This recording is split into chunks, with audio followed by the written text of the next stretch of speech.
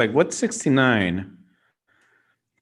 What? Yeah. Oh, you did a Google search of what 69? I did the Yeah. same thing. Or like what's a, yeah. I looked up history of the number 69. Oh, really? Yeah. The Mayans invented that, didn't they invent the numbers or something? Don't try to take credit for numbers. I do Don't come try to from the credit Mayans. numbers to your people. Yeah. All right. Could be. Yeah. Robbie, do you want to do the link? Yeah. I'll do the link right now. Okay. Oh, you did a Google search of what 69? Yeah. Or what's a. Oh, somebody's got their YouTube on. I looked up. All right, let's see. History of the number 69. Somebody's got their YouTube on watching us in like I know. a I 5-second just. delay. Our boy Bruin Backhand is on. All right, let me go ahead and share this.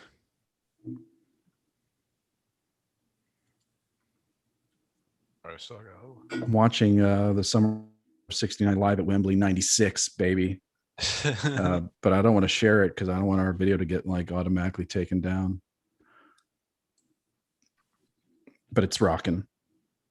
Rocking and rolling. It's as rocking as Bryan Adams can be. But damn, did he filled Wembley? Really? Okay. This can't be. He must have been at like a Live Aid concert or Farm Aid or whatever the We Are the World concert was. Yeah. We are the world. Now it'd be like Weed Aid. Everybody's growing weed now. Right, right, Manny? All cheers to that right there. Manny's like offended because he's like the token weed guy. Oh, my heart is with you, bro. It's weird living this lifestyle because I'm known for I know a lot of weed, but I also don't. Manny's like, I'm not just weed, man. Yeah, dude. Yeah. He reads. I'm also a hentai. I read. He reads books, man. That's unheard of. Yeah, I know, right? I don't fall into the normal trappings of your everyday stoner. He's also 69 and you're a Renaissance man. I'm a Renaissance mole is what I That's am. also very baked. I like it, man. I like it. It's a good. It helps. Good It helps slow my brain down, or at least it helps me catch up to how crazy my brain fucking is just always moving at. So that's really why I enjoy the weed. Is sometimes sometimes I need to stop thinking about stuff.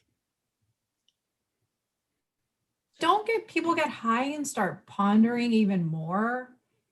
But like it's pointless. But usually only in like 5-second bursts. Like, oh, I wonder what clouds are made out of. Oh, look at the ground. I wonder what dirt's made out of. It's not a follow through. Yeah, he has a point there. I want to give a little shout out to Bruin Backhand. He sent us an email with like a really nice, lengthy explanation of why Louis C.K. Might be into exhibitionism. Really? See that? No, because I look at the Endless Rainers Gmail account on my phone, and we've got like 150 unread emails. They're all crap. Oh. So like, I never bother looking at it. But damn, we need to. After we tell people all the time at the end of every episode to reach out to us, and he's just like, man, fuck this inbox. You know what? Last time that I was on, I forgot to do the social media stuff. Don't worry. So that's my bad. Are you sure? I think I did. Manny threw it in at the end of our last episode. Yeah, I saw that.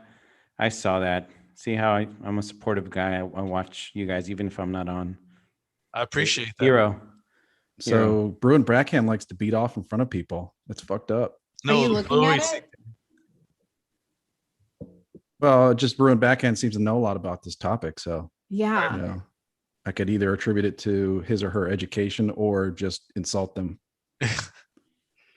Why not do both? I chose the latter. Oh, okay. No, yeah. It's a good 69 topic, kind of. We could touch on it. Yeah, you can.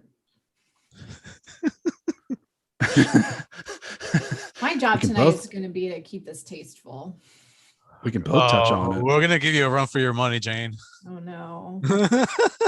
I don't have a lot of 69 stories. I've got a lot of I can't. 69 commentary. Sorry, ladies, I can't provide a lot of, I can't. Right. Yeah. You don't want to hurt all your ladies out there. You don't want to hurt their No. feelings. I'm a good old missionary guy, You're on a mission. I'm a Protestant, so I'm all about missionaries, man. I see. I don't know. Maybe We'll not. save that for the show. You gotta, what about Jane's the gonna standing call you a 69? liar. Oh yeah, she's gonna analyze my 69 skills. Yeah. She could be like, "Well, Robbie, I dug up your ex-girlfriend from Yeah. 1997. I saw you on Instagram. You like this one full-figured model that said she liked 69, but you didn't like her post. Oh, sorry. Well, we'll save it for the show, but yeah, there's actually a name for the standing 69. Oh, really? Okay, okay. Yeah. I got a post on. I got a post on the Ace Holes group. I added a link on Jane's, and I'm doing another post also. Let's go. You got 90 seconds. Chop, chop. Okay, sounds good.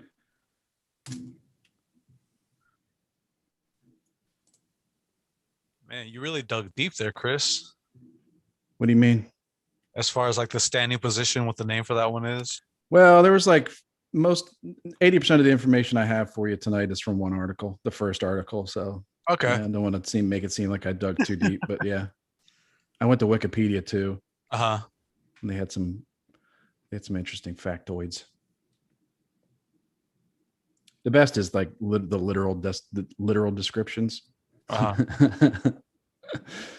Like then, because you're normally I was looking for the history of the, when it became sexual. But then most articles also tell you exactly what a 69 is.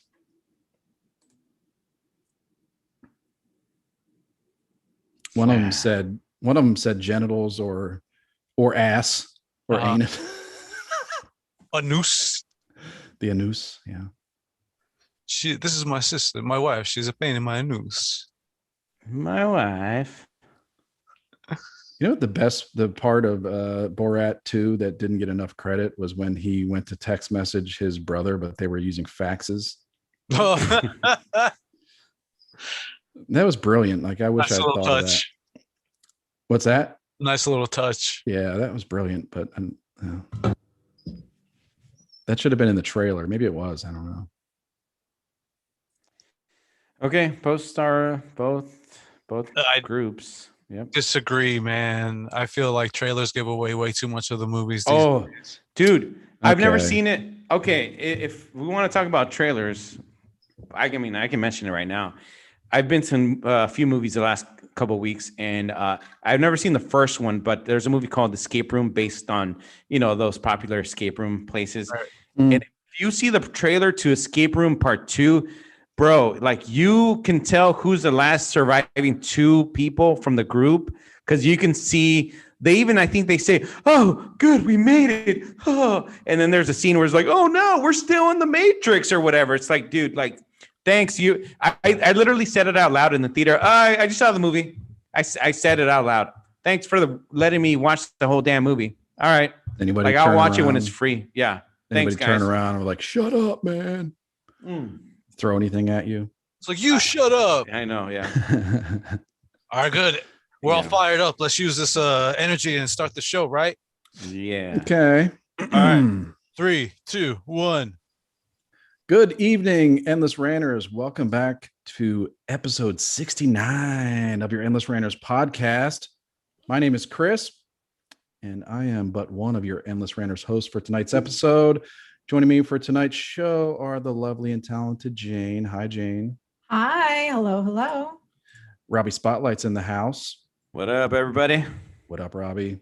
And last but not least, it's producer Manny. What's going down, Mole Man? Hey. How y'all doing, everybody? Doing great, man. Doing great. So welcome everybody to episode 69. I'm I've been looking expecting forward to this. a Lakers On laugh. 6-9, This is Yeah, a really, yeah. luck out. You Magical lucked night. out. Magical night. Yeah. They're calling this the Sexception episode, if you want to be honest about it. Yeah, that worked out pretty crazy, huh? On six, Yeah. yeah. So We didn't even realize it until yesterday. was it yesterday? Okay. Yeah. I was just looking at the calendar. I was like, oh, wait, hey, cool. I was thinking maybe that came up Sunday night when to lead into our little discussion that you, Jane, and Manny and I got to go to a comedy club together in Los Angeles. Robbie, sorry, buddy, you're too far away in Northern California. Yeah. But LA is too far for me. yeah, well, but yeah, we got to go see a comedy show. Got to spend some time with 2 out of the other 3 Endless Ranters hosts. Lovely weekend. What do y'all think? Did you enjoy the comedy show? A lot of auditory interference from the atmosphere. Helicopters. Yes. Oh yeah, so yeah, we went to see a comedy show at a club. I guess I'm gonna do air quotes club. Supernova. Parking lot?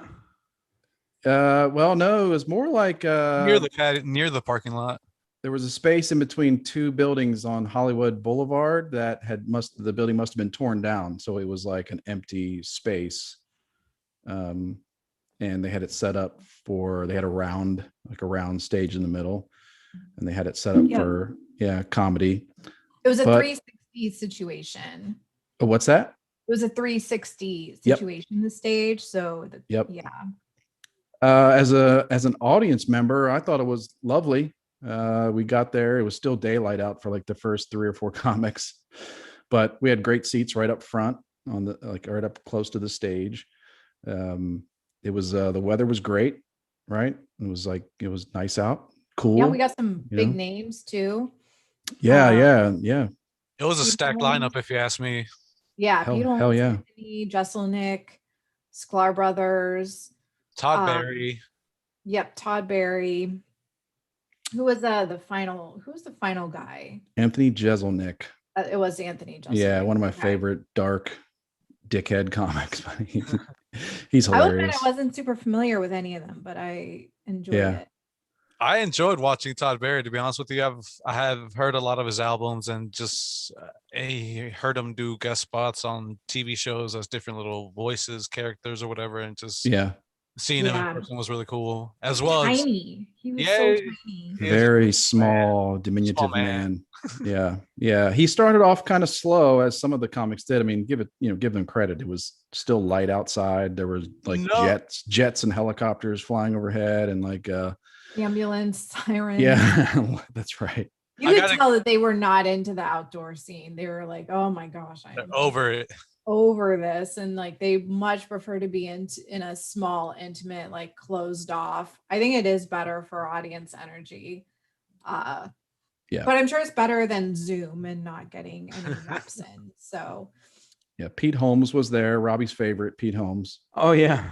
Oh, how much did he laugh at his own jokes? No, wait. Speaking of he yelled, Speaking of a lot of energy, I think Adam Ray came out pretty strong when he the stage, and that was really fun to see him like in person, because I always enjoy him on the Corolla show whenever he guests, and just seeing him in person was just like, yes. Yeah, I love that guy. He was definitely not on the headline or whatever the flyer. There's no marquee. I think he went second. He wasn't on the list when we bought the tickets. Like, he wasn't listed as a comic for that night. So he was a surprise. Yeah. Yeah. He was a surprise. And he went up second, like Jane said, I think, after the opener, who was kind of, felt bad for it because it was kind of a rough, it's rough to get that crowd started when everybody, some people are still eating their chicken wings, and myself included. Yeah, you were. I thought she was funny. Or Mash or Nash or Mash with an M. She was funny, but it was just, it was kind of just tough, tough. She's got to work it out. I'm sure she could improve, and she has her on nights and her off nights. So, well, I don't think like her and another comic, like I think his name was like Charles Greaves or something. I think the 2 of them, they must be funny, or they would not have gotten slotted in to a show like that with all these other big names. So yeah, but it was great. And I thought we talked about that then, but no, yeah, so got to spend some time in Los Angeles the last weekend. It was very nice. Oh, I just So- want to say thank you also for that whole experience. That was a good time. Oh man, no worries. I owed you big time. So fucking Ramon is said it's good that we could bring our kid or something. Shout out to Ramon. Adopted was funny. son. Yeah, I was like, yeah, he got a good report card. Yeah. He deserved it. He's been working so hard on his grades. Those Zoom distance learning classes aren't easy, man. Despite what you may see. Yeah, Ramon is one of the ace holes. He loves to give everybody a hard time, which is awesome. So he's shout out to Ramon. Yeah, he's Yeah. great. I actually have tickets to see a comedian this upcoming weekend on Sunday. Eric Schwartz at the Cobb's Comedy Club. He's a funny guy. He's toured with Joe Coy, and he's a funny dude. He's a Jewish by origin, but he says he's a quarter step Mexican because his stepfather is Mexican. Oh, okay. Oh, okay. Yeah, Gets a little of that culture. yeah, exactly. So Nice. he's a good guy to check out on. He's got Instagram videos where he'll do a lot of Jewish / Mexican inspired jokes, and he does a lot of rapping. So he's up my alley because I'm one of the top rappers out there. Yeah. So Watch out, he's Dylan. You're one of the top Jewish rapper. Yeah. Guatemalan rappers out there. That's right. Yeah. That's Known right. as Smoothie. Heck yeah. Smooth - letter E. Uh-huh. Yeah. Check him out. Eric Schwartz. So he's gonna be in San Francisco on Sunday night, and I think it's just a one night guy, but yeah, he's a funny dude. So Okay. real Go ahead, quick, Robert. I didn't kind of give everybody a heads up on our social media info. All those people listening right now, you can check us out on Instagram, Endless Renters Podcast on Instagram, How We Figure on Instagram, Twitter. We're also on Twitter as well. Robbie Spotlight, whoever wants to check me out, follow us. And on Facebook, check us out on Endless Renters, what is it, podcast at Facebook? That's us, Endless Renters Yeah. Podcast Facebook group. That's right. Check us out. So before we get into 69, and I had a couple interesting travel stories. I'll make it quick. First off, when I got on the airplane to come back to Dallas Fort Worth, I had an aisle seat, and the most bizarre exchange took place. Well, not the most, but it was bizarre, where the guy in the middle seat, he had this big backpack on his lap. And I was like putting my backpack up in the overhead, and he asks me, "Can I put my backpack under your seat?" Like he wanted to put his, and this is like a really big backpack. He wanted to put it under my seat where my legs would normally go. So, and I was like, what are you asking me here? What exactly are you saying? Because I'm like, this guy wants me to sit here without stretching my legs And out for the entire Hold on, flight. just to clarify, assuming he already had a bag of his own under his. He had like a Under the shopping seat. bag. Yeah, he had a shopping bag, but not like his backpack was much larger than this like small size paper shopping bag under his seat. Okay. Yeah. And Mhm. so what they say is like, you get one carry-on, your carry-on goes up in the overhead, and you get one purse, a smaller item that can go under the seat. Yeah. Right. Okay. So he's taken up his one item under the seat. Now he needs to put it the other. Yeah, I item. mean, I don't know Yogurt. what I don't know. There's nothing in the universe would allow him to ask me this, and for him to like ask me to give that up for the entire flight. So I was like, what? And I was really confused. I was like, what are you asking me? And we went back and forth like 2 or 3 times, me asking him, what exactly do you want me to do? And he's telling me, can I put my backpack under the seat? And then finally I was just like, no. And he said something like, Were you trying to ask him multiple times or clarify because you were confused, or because you wanted him to hear exactly how this sounded? Well, I wanted him to repeat him. I was thinking that, like, yeah, after a couple times, and I think maybe he did realize like exactly what he was asking me. He was asking me to like just sit with my knees, like, my feet straight down the entire flight and never like. Were you in the back. regular leg room area? I think I was in the main cabin, like, or the extra leg room. Yeah. You had extra leg room. Yeah. But still, I mean, But your feet still extend. Yeah, I see what you're getting at. You're trying to see if maybe he had some, he was in the right a little bit, but and that's fine Just because I want to defend a myself. little here. devil's advocate. Oh, no, I appreciate that. That's good. But also I was confused because I was like, I was thinking he was going to say, can I just put it there for a minute?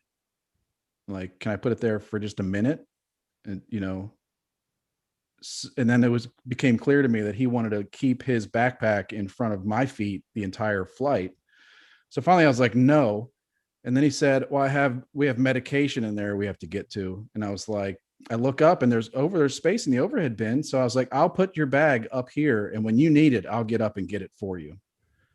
Right. And that's compromise. Yeah. I mean, I'm a nice guy. You're physically putting yourself into it. Be like, I'll get it for you. Don't even. Yeah. Like if you don't want to, if your angle here is that you don't want to disturb me and make me get up when you need your medication, then I'll get it for you. Like I'll put it up. I never need now. my Viagra until after my flight. So I don't know. Yeah, I know. Yeah. You're not taking it like 20. You don't have like the 24-hour. No. If I know it's 1 hour before sexual activity. So the slow release. You don't have the slow release. It takes about, no. Okay. So yeah, anyway, then he was like exasperated and like sighed, like he was like, so then he opens up his backpack and takes like this very small bag out of the top of the backpack, which I guess was the medication, and hands it to his girlfriend, wife, whatever, that was sitting on the window seat. And then he was like, no, never mind. And I was like, I'll put it up there for you. He said, no. And then he got up and put the thing up in the overhead himself and was like pissed about it. How emergency is this medicine? Well, I mean, the medicine wasn't big. They were obviously able to it was a bag that would fit in the stretchy little pouch in front of your seat. But he didn't want to put it in the overhead bin. Like he needs it to be easy access. Yeah. So he was. Well, his solution for easy access was taking the very small little bag that I assume held his medication and holding it or putting it in the pouch in front of his seat. So he was full of shit. He was trying, he just was a very inconsiderate person. And, so I assume you didn't have anything underneath the seat in front of you. No, I put my backpack. My trick is that I do a small carry-on. I bring it through security and then I gate check it. Because sometimes you'll get it valeted, which means they'll just give it to you when you get off the plane on the ramp or whatever. And sometimes they actually check it, but I don't want to pay the $25 or $35 for a piece of luggage. So you get to check your bag for free if you do it that way. But right. So all you have is a backpack up top. Yeah. That you put up. So you didn't have anything underneath you. Right. I mean, is his MO to just use the person next to him as? I don't know. I really almost wanted to have a conversation with him to say, have you never traveled? Have you never flown before on an airplane? Do you understand how important legroom is? Did he seem exasperated at you for not going along with it, or did he just seem generally frustrated with life? We went back and forth. We went back and forth with this question 3 times. I'll just say 3 times, and he never got it. He never really understood that he shouldn't be asking this of me, a complete stranger. You know what I mean? If we're friends, that's one thing, but And the wife or girlfriend did not intervene. She just let him. No, yeah, she just let this happen. Okay. So yeah, that's a little weird too. Like she didn't propose. Yeah. Hello. Hey, we got a first-time caller on the episode. Open it up and let's see what they have to say about what we're talking about. I think that was an Addy. Yeah, have them tell us their 69 story. Hey, maybe it was the passenger that was flying with Chris, and he's like, "Hey, I got something to say. Hold up." He's holding back on something. That was a Facebook Messenger. I'm going to assume Addy boob dial, but we'll see. Yeah, she does that. Shout out to Addy. So yeah, that was really just confusing to me, confusing. He seemed upset afterwards, but I don't care. Perplexed. Yeah, I was just Right, confused. but do you understand my question? Like, there are times when you're just frustrated in general, and Yeah, like you're just frustrated with life. Like, oh, I was hoping I could just make use of this extra space here, yeah. and maybe he's on some medicine that's stressing him out, or he's got some health issue. I'm just trying to like Yeah, no, I mean, I think understand what exactly he was frustrated I about. should have asked him, but yeah, it was kind of it was offensive, to ask that of somebody. What was it? An attack? It felt like an attack, yeah. And then also, like he went into this thing right as I walked up, so I was like, he was prepared. They were like preparing to ask whoever was going to sit there if they could use this person's space. Right. Yeah, it was not cool. But anyway, that was could have been like, hey, $50. Dang, Jane, shrewd. I like Hey, that. the airlines do that. You get extra leg room for what, $50 or whatever it is. Yeah. I didn't have to pay extra for this seat, but yeah, so I couldn't really. Yeah, other times I'll be like, look, buddy, that's true. Also, I'm taking issue with the spouse, the partner that didn't pipe in. That's complicit. They didn't look. They didn't look like world travelers. Let's just say that. Okay. Yeah, they didn't look like they've been around the block more than a few times, but maybe still, they don't know the ins and outs of etiquette. I did notice that his feet were stretched out like to the side of the small shopping bag that was in his legroom space. So he definitely is someone that appreciates being able to stretch their legs and, not sit with their knees and, at a 90-degree angle for 2.5 hours. Right. I kind of think maybe a non-frequent flyer is not aware of how premium the space is. Yeah. So that could be it. And he's just frustrated. Like, I have relatives I've not flown. Yeah. Almost no flying in their lives, and I think they would be very similar. That was the second most confrontational experience of this flight, this leg. Like a Karen issue. Yeah, it was a Karen. What's up, Manny? Question for Jane: do they not have any desire to see the world or the U.S. at all? Like, wow. It's a combination of not a lot of money and just kind of from rural, like down home. I got my family. I have no reason to travel, but go on road trips. Yeah, so when my dad died, it was his younger brother flew out to the funeral, first time flying. That was his first flight. My mom's sister came, that was her second flight ever. So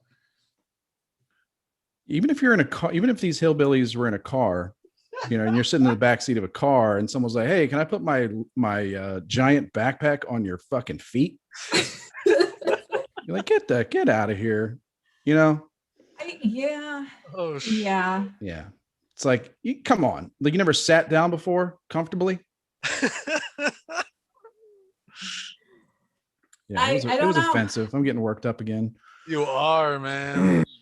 Yeah. Hold on. Well, before you get too worked up, I just gotta say before we move on, we have the entire group here: Robbie, Jane, myself. I gotta look at you right now, Chris, and sit you down and tell you that we love and care about you deeply, and you gotta make the switch from soda to mineral water. It'd be a lot better for you. This feels like this is an even worse attack. Is Chris drinking soda? No, I'm drinking whiskey right now. Is that okay? Oh, whiskey's fine. Judgmental sons of. Okay. I meant to bring that up to you at the stand-up show, but I was like, no way, he's paying for my night. Let me just hold off instead. We were drinking beers. What is that? How is a beer better than a fucking Coca-Cola? Other than it gets you buzzed. I mean, but barely. I mean, you didn't get buzzed off that Miller Lite? 2 Miller Lights? No. That's all I had to do was pee, like really, really bad. Really bad. Same here, man. You should get that Coors Banquet instead. That shit got me good. That was tough to that's one downside of being in an outdoor daylight comedy show is normally you're in a dark comedy club, and if you have to take a leak that bad, you can you can get out of there without everybody seeing you. But it was daylight. Like when you got up, there was impossible for for everyone in the audience not to notice you.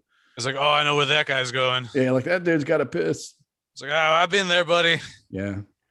Oh yeah. What about when the comedians, just mention it? Oh, where are you going? Are you gonna go take a piss? Yeah, that'd be the worst. I'm gonna go poo. Best piss of my life. Yeah. You know what? That would be that. Like when I was younger, I would have been thinking about that as I'm sitting there holding my pee for an hour, like thinking I can't get up because what if the comic says something to me? Yeah. Like makes fun of me as I walk by. But then I was just like, you gotta make yeah. you exit in between the comics.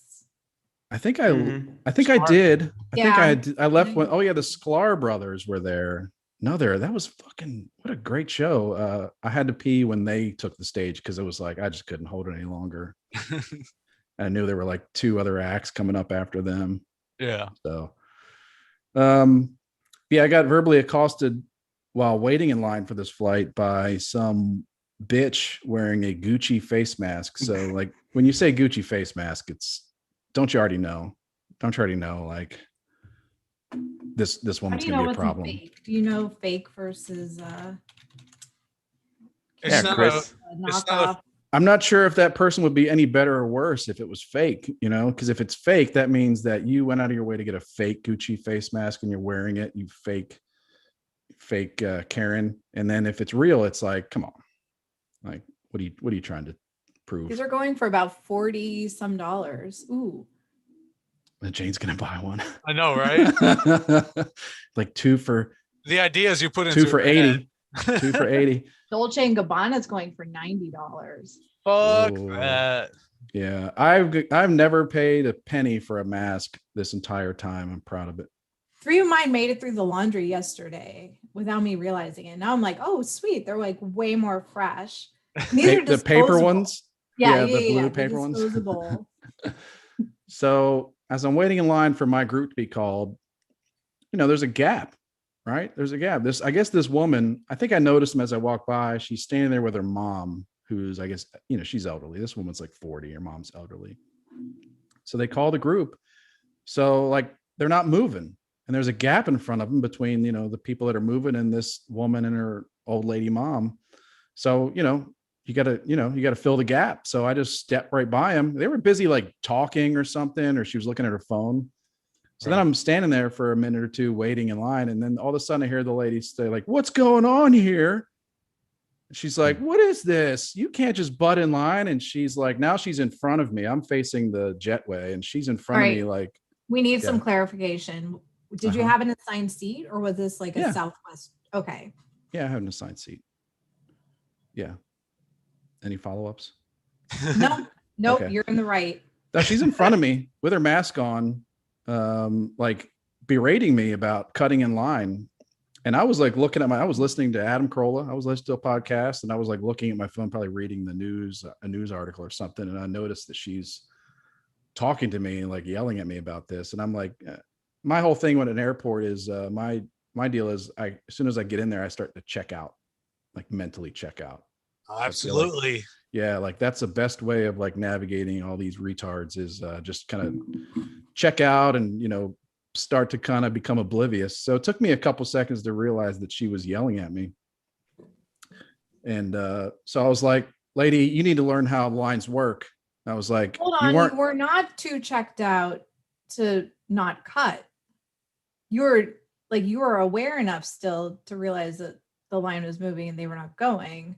Yeah. I mean, I'm not strategic move. Like you formulated a strategy. So you weren't that checked out. I've done this many, many times. So it's like, it's kind of just kind of going through the motions of there's space there. And, I've got to go, I got to get on the airplane. I'm not brain dead at this point. I know, but I'm just saying if I'm checked out in a situation like that, I'm just going along with the line, no matter how slow it is. Like I'm not aware of speed or, I just like stay in order. Well, what happens is when they call the groups, people that are in a very high group will still stand at the front of the line, right? So you think they're in your group, and then when your group gets called, they don't move. So you think, oh, okay, I see. They're just standing there. Oh, okay. They're just standing there so that when their group is called, they'll be first.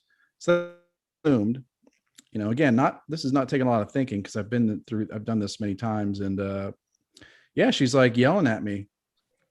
So I was just like, lady, you need to figure out how lines move. And she was like, "Oh, I know how lines move." Blah, blah, blah, blah, blah, blah. And I was like, "Well, no, you don't, because everybody started moving and you just stood there. So that's how lines move. You need to figure it out. You don't know how, you know." So that was Wait, pretty okay, much did it. I you was being say very all that or dismissive. think it? Were those thoughts or verbally? No, I said all that. I said all that because I was like just trying to matter of factly explain to her what happened and why she All right. lost her place. Did At you the say, same do you know who time- I am? Yeah, I should have. I My thought she name was is going to Chris. pull that on me. You know, she's got a Gucci face mask on. I'm one of the Endless Ranchers, Yeah, bitch. I'm going to talk about you to people that don't know you at all. Yeah. Never. Yeah. So Hey. yeah, I noticed like so that was it. No, I was trying to be very dismissive because she was very hot and engaged. So like, I figure like what'll upset her more is like, I'm not really going to engage. I'm just going to tell you what's up and explain to you how lines work. So then she kept at it. And then like, I was kind of done because it's like, what else can you say? And also I'm keeping in mind that the fact that like, it doesn't matter because everybody's going to go and, you know, put their phone down on the ticket scanner. And then we're going to stand on the jetway for 5 minutes, like right next to each other. Cause it doesn't matter. Like it's not, you know, you don't just get right in your seat. But then some other girl, like, I don't know, a few rows back or a few people back started yelling at her too. And like being like abusive, like called her a bitch, told her she needed to crack a smile. Like she was like this, I guess it upset this other girl more than it upset me. Dude, she you was were starting to, mounting an insurrection over there. Holy yeah, shit. she was calling her a name. And then the lady was still standing in front of me and facing me, but then she was directing her like attitude at some girl, like, you know, 3 or 4 people back in the line. So that was it. So then I got on the plane. She wouldn't give up. So she got in on the plane. She got in line ahead of me. Right. Left her mother behind, by the way. Left her mother behind.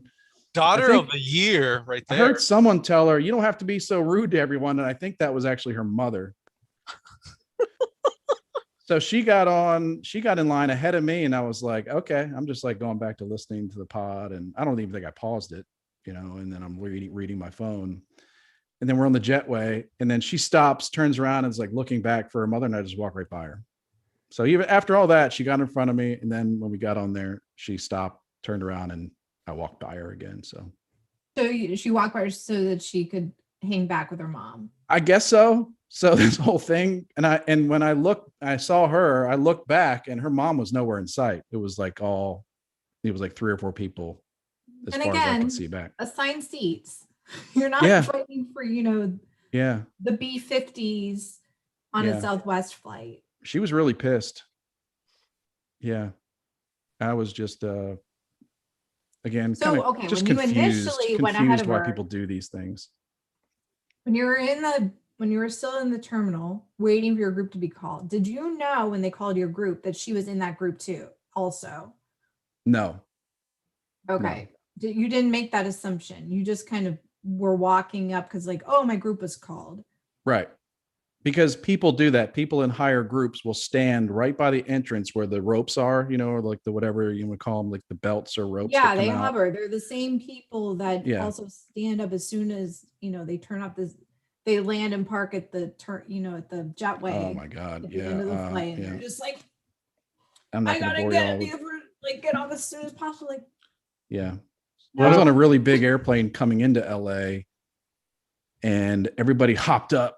Like as soon as that ding and the seatbelt light goes, everybody hops. I don't know what's with that. Like everybody's in such a hurry to like get their carry-on out of the top, almost hit people in the face with it, and then stand there for 10 minutes. Literally 10 minutes, just like holding their carry-on because there's not even enough space to sit it down. This isn't good for you. Like, especially if you're in the window seat, you've got, you know, the overhead blocking you from being upright. You're like, sorry, I'm like hunched over right now. I was just listening. Yeah.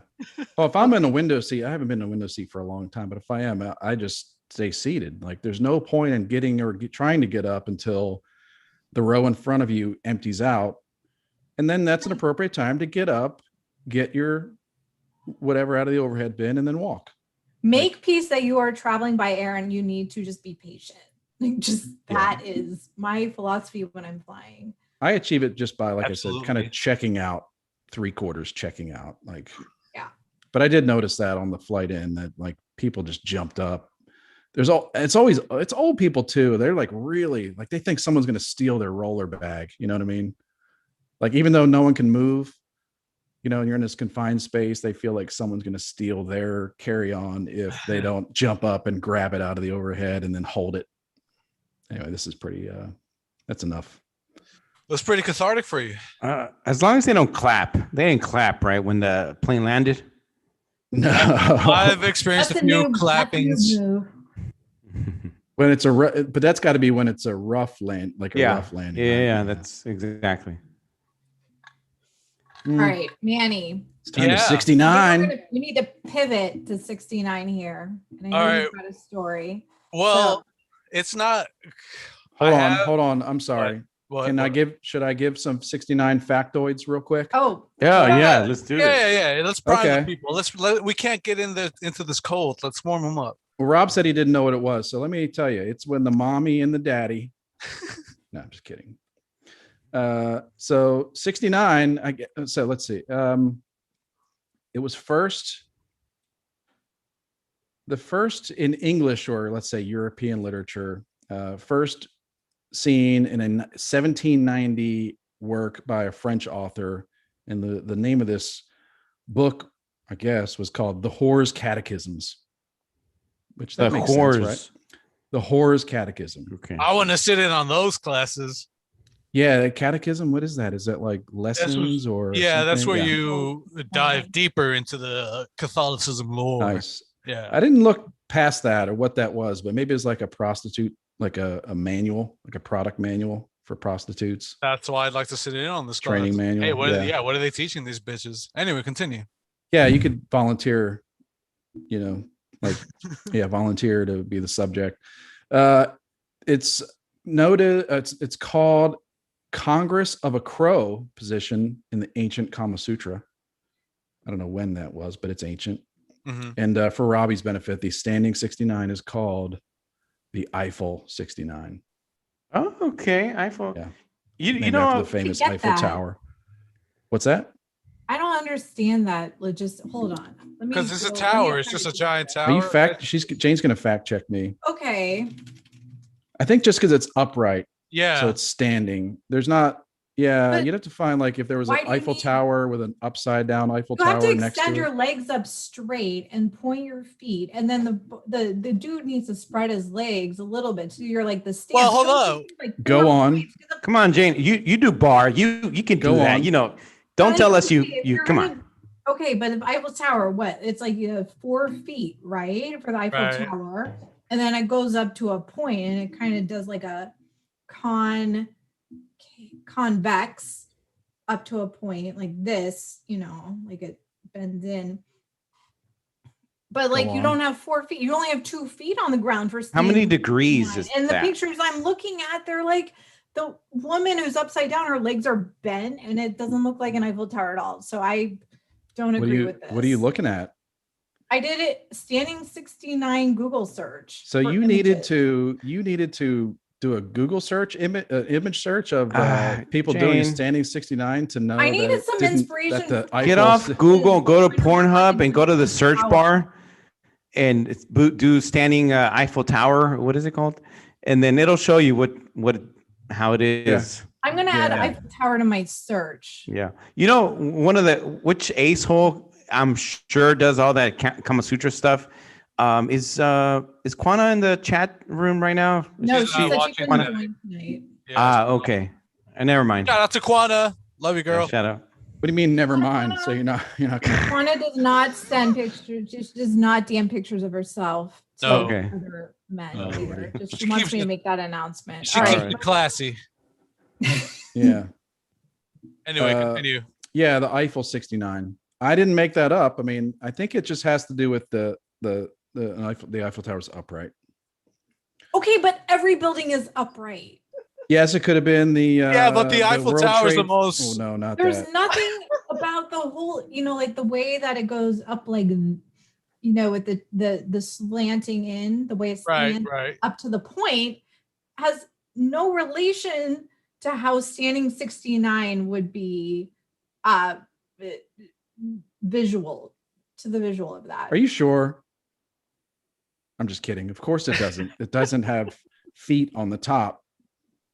I don't know. There is the one with like the what's the one with like the two dudes and then a woman in the middle? Spit roast or the wobbly H.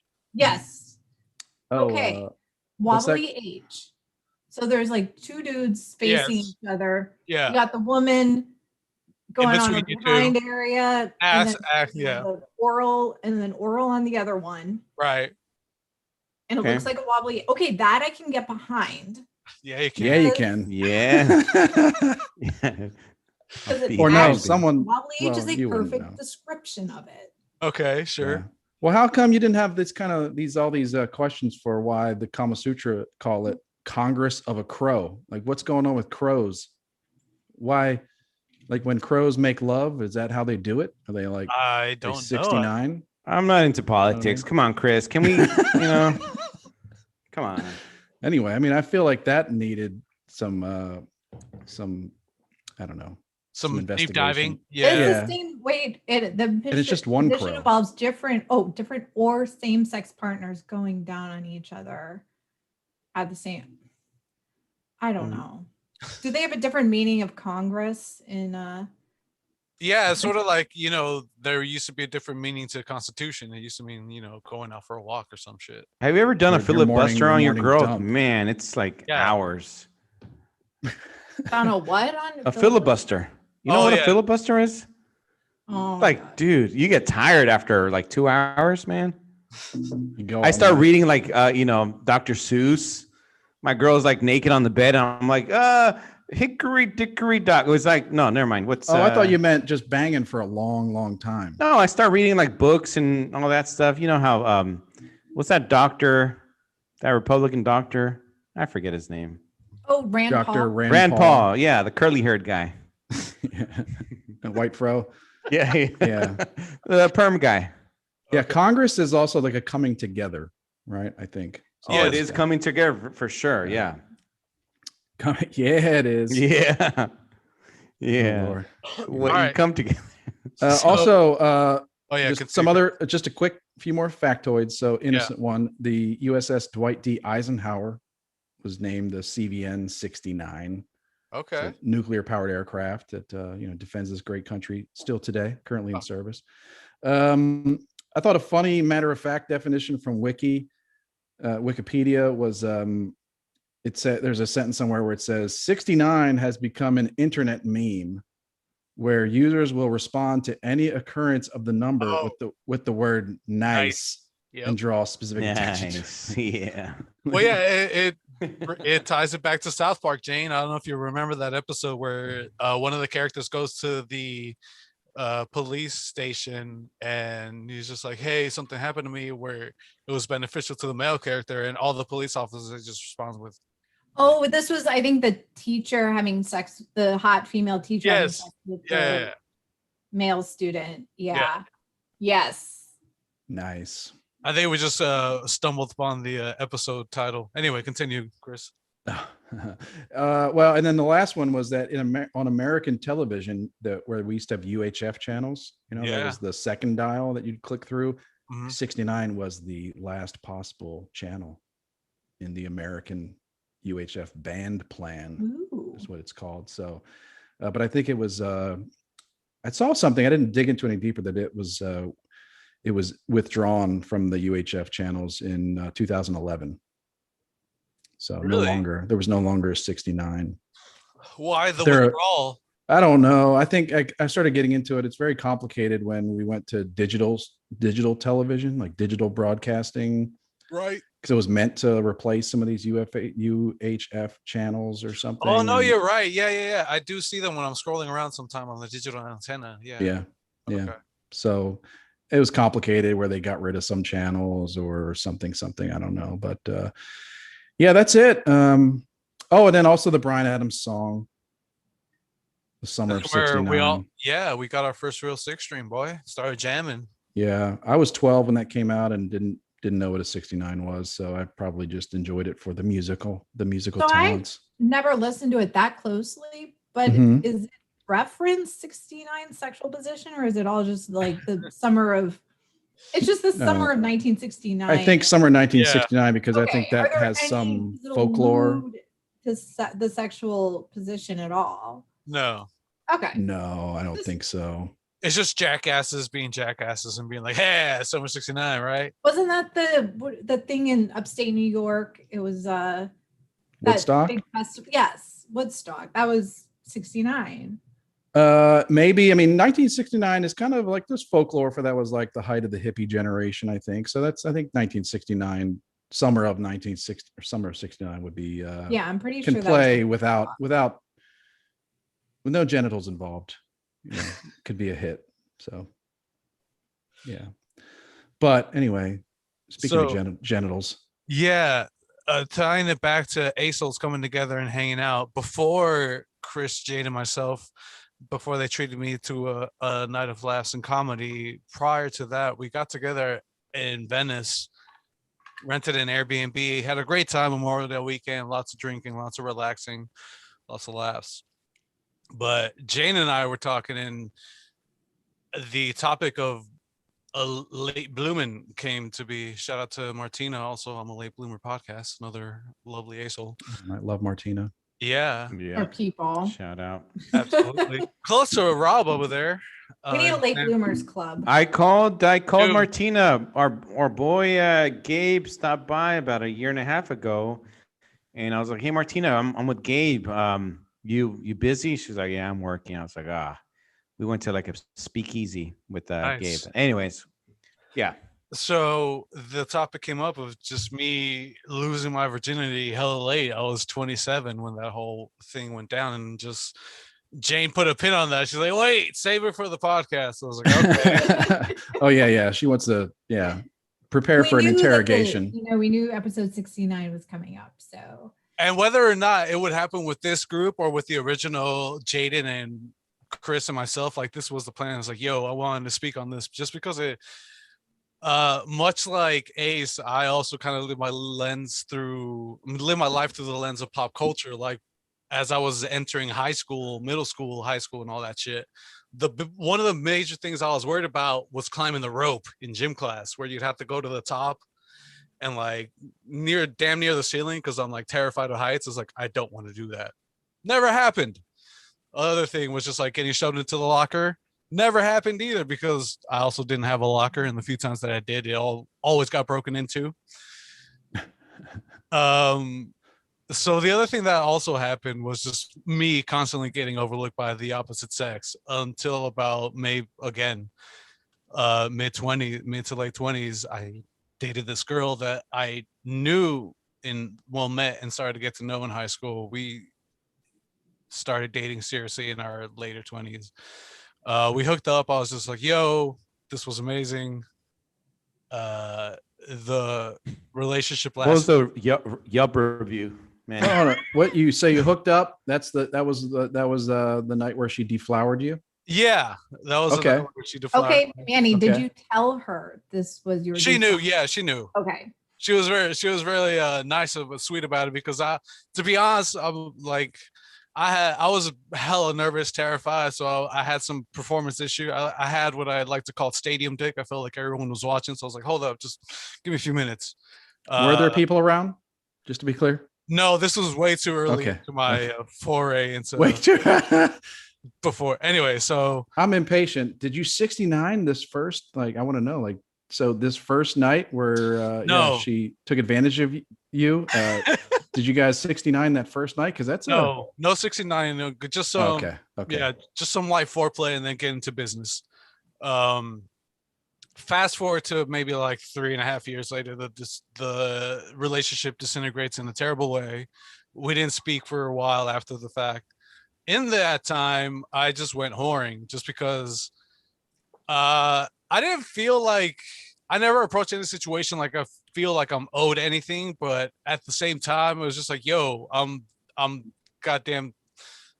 Well, at this point, You're owed something. Or you well, like, you owe me a blowjob. No, I didn't. Not to put it like that, but it's just like, yo, I'm 30, 31. Like, why is it that I've had to wait? Like, that's the other thing too. Is just like there's so much delayed gratification going on in my life that's just like, again, a first kiss from the opposite sex. It didn't happen till freshman year of high school. It was just like an innocent peck in the cheek. That's not young. I think it's wrong that if a man Uh, wants to go and bang a lot of chicks, they call it whoring. That's not right. Well, that's know, what it was. You shouldn't be whore shamed. Well, Yeah. And I'm not. And Call it I'm not, ladying. Well, and here's the other thing too. I'm not shaming people that That are horse. yeah, You're that, sowing your wild oats is what we call it. for a exactly. man. It's just like everyone goes through that phase. So just you be safe about it. Don't contract any destructive diseases, and again, play safe out there. Anyway, a lot of delayed gratification in my life. So after the relationship ends, again, talking to Jane, I told her that like me going out to bars or me going out to clubs and just trying to strike up just cold conversations with the opposite sex, it never worked in my favor. I feel like much like predators out in the wild, they could smell it on me. It's like, oh, this guy's desperate. It's like, oh, this guy's like specifically out for something. So it's just like never worked out. So once I found out about like, sex parties, swingers clubs, that sort of shit, it kind of took a direction. Hold on. And okay. Oh, How did hold you on find here. out about this? Because I've never had Would any you like- knowledge of a Would you sex like to go party. with me sometime?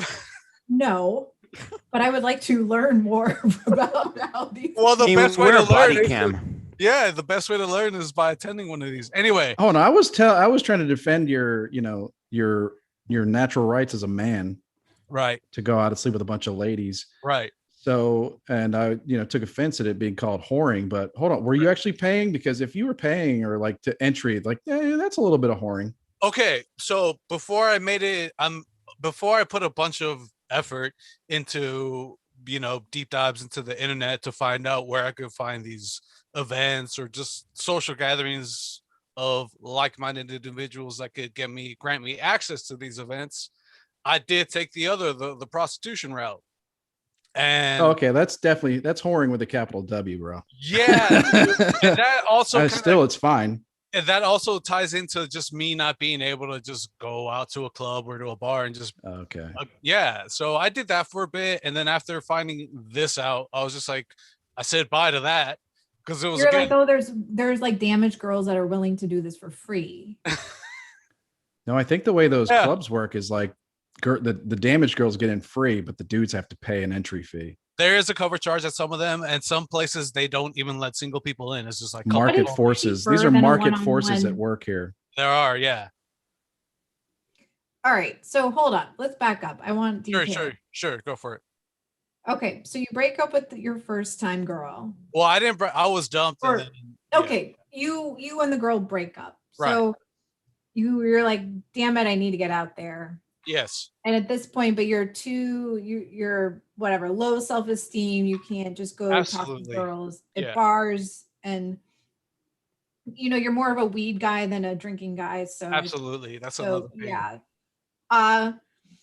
So you then hear about sex parties or prostitution. Now, did this occur to you on your own, or did You heard someone about kind of prostitution? drop a hint? that, like you had a friend that mentioned something, and you're like, "Oh, I'm curious, so I'm going to put energy towards that."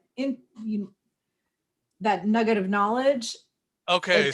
Like, did it happen organically, or is this like, I'm gonna do internet searches for sex parties in Pasadena? Can we back up even further first to like Sure, the okay. transactional whoring? Yeah. Okay. So I'm sorry, Jane, but like we're gonna get through it, but we gotta take a couple more steps back. That's fine. Let's take we got to make a progression, the different stages that I took. And Yeah. Now, are I'm we taking talking this about? approach. Are we talking about like Las Vegas, like you saw a flyer and you called the number? Or are we talking about like what's that HBO documentary, like Hookers on the Real Block? sex or something like that. No, there was like a documentary where they follow real hookers or something like that. Okay, so What about the yellow pages? Like, With the yellow so pages? are you a street John or are you a high class customer?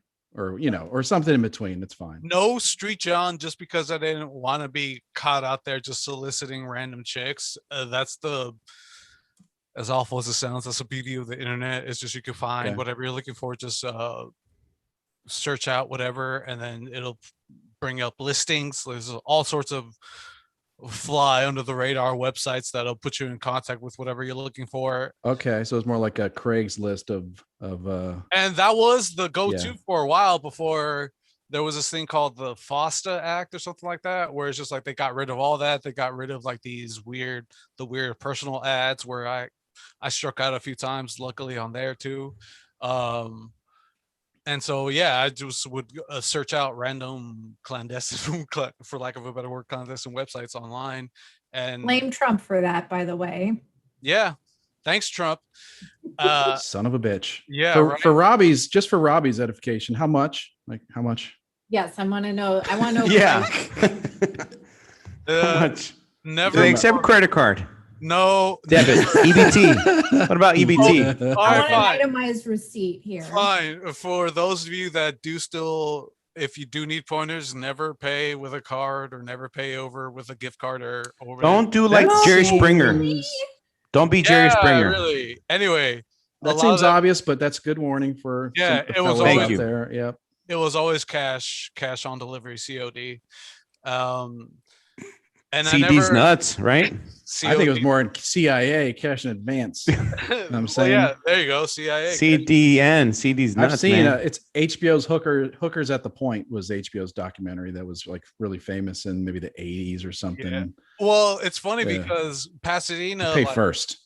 over in Pasadena, like in East Colorado Boulevard, was always known for like the hooker stroll, but then they kind of cleaned that shit up. And I mean, some of the hotels there, they still facilitate some of the services that they offer, but they're not out there out in the open again because everything's Yeah. just on the internet.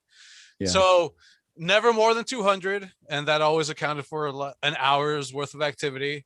I never went further than I never traveled further than like 20 miles because, like, say for instance, something did go down, but that negatively would impact maybe my normal life. It's just like I don't want to be caught dead out in the middle of nowhere or some shit like that.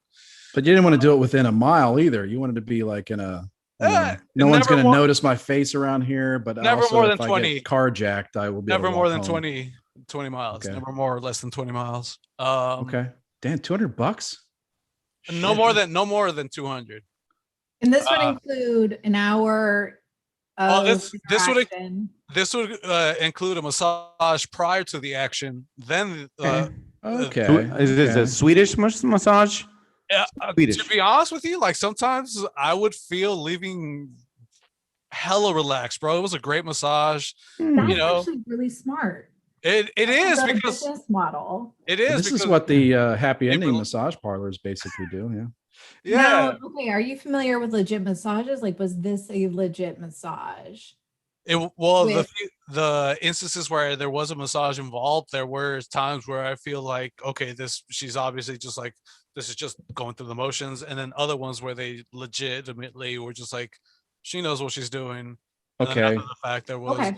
Yeah. We're gonna need to know we're gonna need some information. Don't get offended, but I'm gonna need to know race. I'm gonna need And to what know- part of China were they I'm from? gonna need yeah, I'm gonna need to know what The language region they of the spoke, or Orient. if it was just hand signals, like sucky sucky, that kind of thing, and also like weight, Oh, height, size. Like I need to Oh, know, like this because is so awful, man. But whatever. It's all. for these Asians, I'll just say, yeah, were these Asian girls? There Chris was- can say it because he's like a quarter Asian. Or It half. was. So, It was. yeah. They were in the beginning, but then I noticed something that kind of irked me. It's just like there's an obvious 13. language barrier. There was a language barrier. Hard to communicate your needs. Exactly. So it's just like, okay, as much as I do, Yeah. like, okay, and let me also clarify something. It's not an Asian fetish. I don't just date strictly Asian women. They're more of like a weakness, much like redheads are weaknesses for me. Like the minute I see a ginger chick, I see the red hair, the freckles, the pale skin. It's just like game over. So Okay, well, I mean that's fine. That yeah, you So- date all. You're colorblind when it comes to dating now. But back Exactly. then, like, Yeah. what were the majority of these? Manny's a hero. Thank the you, Manny. majority of these ladies were what? yeah, at first they were Asian, and then quickly again there was that weird language barrier. So I was just like, okay, this is Okay. weird, too much. And then after that it shifted more towards, like, I guess, mood. Like, maybe I wanted to sleep with a redhead, maybe I want to sleep with a black chick, maybe I wanted to sleep with brunettes or whatever. Okay. And again, just same thing, just look online and then see what's up, and then call, set up the appointment, go, show up, do my thing, and then bounce. Yeah. Okay. Oh, So, and yeah, I guess if you've got what- an online presence, it's gonna be more expensive than like streetwalkers. Yeah, and the whole streetwalker thing, again, is just like more risky. It's just like you're out there, you're in your Right. vehicle, and it's just like it's obvious when you see a car driving really slowly next to a very promiscuously dressed woman. It's just like Mhm. everyone knows what's going down, so I just don't. Manny, is it like the doctor's office or like dentist's office? If you set up an appointment, No, And you then they don't have to cancel show. on you. You don't have to show up half an hour early. They don't want. no, okay, all right. Do they give you like no? All right. I mean, you can set up the appointment in advance, but don't show up early because they're probably dealing with other people. Do you put it on your like iPhone? Never. Yahoo I don't want calendar. a paper trail. No, No, okay. it's just mental. It's just like, okay, just set Got the it. time. Go I here. was taking notes. Yeah, I've got my phone here, so I'm. Thanks, Manny. Sure thing, man. We'll tag team next time. Interesting. Okay. Well, I'm glad I asked those questions because later I would have been like, yeah, thinking you were just like driving up in your car. Yeah. Okay. So, all right. Well, then Jane had, I don't know if we got to Jane's, the part of this where she had some questions. Oh, I am getting, no, I've been asking my questions. Yeah, So, she has. okay. Asian and redhead, that I didn't realize you had the redhead thing too, which seems just- absolutely. They're just like instant, like game over for me, man. I'm trying to universalize your type, but now that just threw a wrench into that. So It's most like Robbie says, I don't have a type. Again, it ties back to me and my late gratification in life. It's just like whenever the opposite sex comes at me with attention, it's just like I'm all here. I'm here for it. Well, Jane's that trying late- to put you in a box, man. I have, again, much like Cards Against Humanity, Yeah. when we play, I'm a fucking wild card. So it's just don't put me in a box. Fair That enough. late gratification is better than premature gratification, is what I've learned throughout the years. So Yeah. good job, Manny. Well, Yeah. and I did have a few instances like events in sprinkled throughout high school that was just like that were kind of like little previews for what was to come. So it was just like, oh, that was cool. And again, it was more Whoa, surreal. what? It was, What were it was these more event- surreal to me. hold on. What In was high that? school, okay, first of all, you kissed a girl at your freshman year of high school, which is She pretty- kissed me. She kissed me. but- Okay, you and okay, yes. That's not like super. I was in college. Like I was awkward AF, and I had no relationship capabilities. I still don't think I do, but They're there. You just rough around the edges. Don't worry. You're good, Jane. oh yeah, I know. Okay, back to you. Right. So I'm getting the sense that in high school you maybe sabotaged opportunities for some reason. No, again, it was just the other thing that happened to me a lot, that still happens to me a lot. So I could tell when the opposite sex, when ladies aren't being on straight up with me, it's just like, oh, I see you more as this type of guy, as this type. It's just like, oh, I see you more as a brother type. I see you more as this type. It's just like, Mm. which is code for saying I'm not into you, but I don't want to hurt your feelings by saying I'm not into you. Which Friend is more- zone. Yeah. which How is would he more- sabotage? What? Because How are you're you? biologically the woman is saying, I do not want you to create a baby in me. And your I'm fine DNA with is that not because good. I That's also just hurtful. well, no, Hurtful, because Jane. I am also the very selfish type. It's like I'm not out here just trying to create babies. I'm just out here trying to experience shit. Like I don't fuck a family. Just Like, trying to have orgasms out Exactly. here. Man. Yeah. Fucking. It's just No, innocent. I know you're innocent. not, but I just saying at the base where it's all rooted in. Is, Jane's having- that is That's what if you want to talk is about cybering, that's That's Jane right now. She's cybering. She's- Jane, you're having your once per podcast I like know. cyber meltdown thingy. I know. I want to know though, but just follow up on Jane's question. Like, Yeah. what do you mean, Jane? Well, how would he be sabotaging himself at this point? My back. You're back. Okay. I was gonna log out and come back in since that seemed okay. I don't know how it's why, but that's No. the thing. There we go. I was always just open to the possibility of anything happening. Okay, so maybe I misdiagnosed you, but I do. You wore a believe T-shirt that says, "I am down to bang." And I'm not interested in making babies. Yeah, Manny wears a lanyard whenever he goes out. Was he wearing his lanyard at the comedy club? I wasn't. No. I wasn't wearing his surprised that night. lanyard. No. No, come on, that's your problem, man. You gotta wear your lanyard, man. I gotta wear my perverted lanyard. Yeah. I'll make Yeah, it next time. Don't- Lanyard. lanyard gang. But no, there was no self-sabotage. Again, just Okay. often being overlooked for other more suitable partners that again always stood out above me.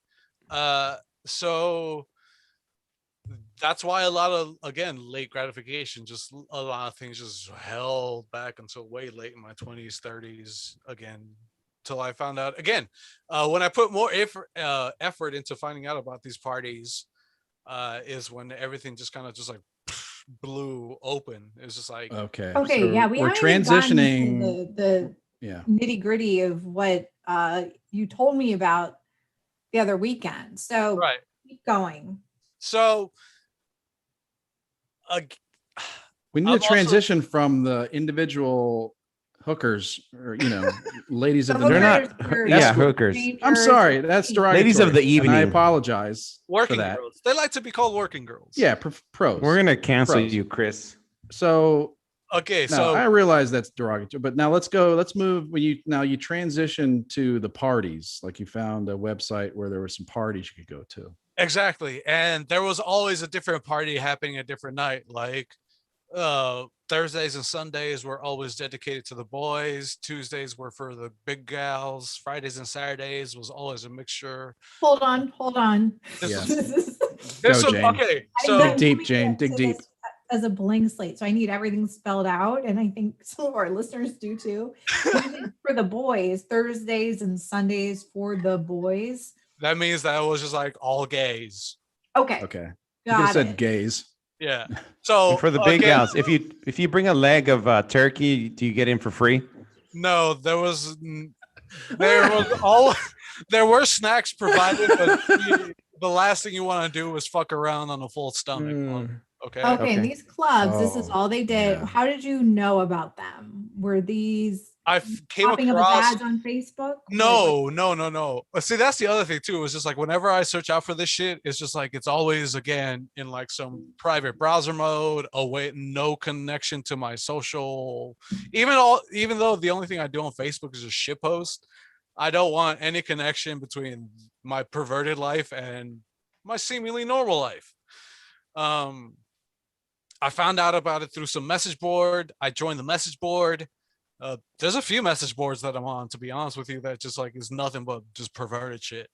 And this one just pointed me to this place in the valley called the Playhouse.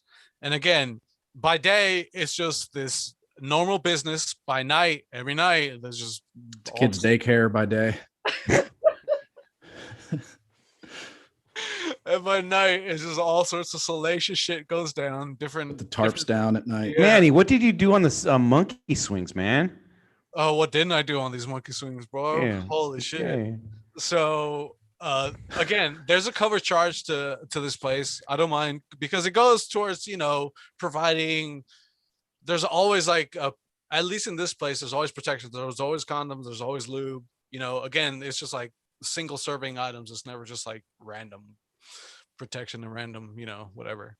Ball gags. Yeah. You got to rent those. You got to You you got to give your yeah. driver's license to check one of those Have out. like Yeah, STD like bowling shoes. testing, kind of like COVID testing now. Yeah, it's like they don't want to promote like illicit behavior. It's just like, yeah, we know we're here to get down and dirty, but There's no way they're doing STD testing at the There's door. no that's always on I know. each person's discretion. But But they like the fact that should. but I always did Yeah. after each weekend of partying. I was just like, oh, next day, or I mean on Monday, hit up the clinic, as well as everyone should. But again, the fact that they provided, protection was just like made me feel it put me at ease. Some places you had to bring your own protection. Good marketing. Good marketing. Yeah. Yeah. What does the Dr. Fauci have to say about all this, Manny? Yeah. This is pre-Fauci, so I have no idea what that. He said to double bag it. Yeah. Never Jane- double bag it. Jane, are you familiar with the term double bagging it? Yes. Okay. Never done it. Just want to check. Never I don't. But yes. Yeah, that's good. If you don't want to be with a dude that's got a double. That's like, I better put 2 on. You got to Right? jizz 6 feet, 6 feet. apart from the rest of the guys. Hey, I Yeah. gotta say, if you could like cover that distance and jizz, you got something else going on, bro. That's amazing. So I found out about this place. I would go there almost every weekend for months on end.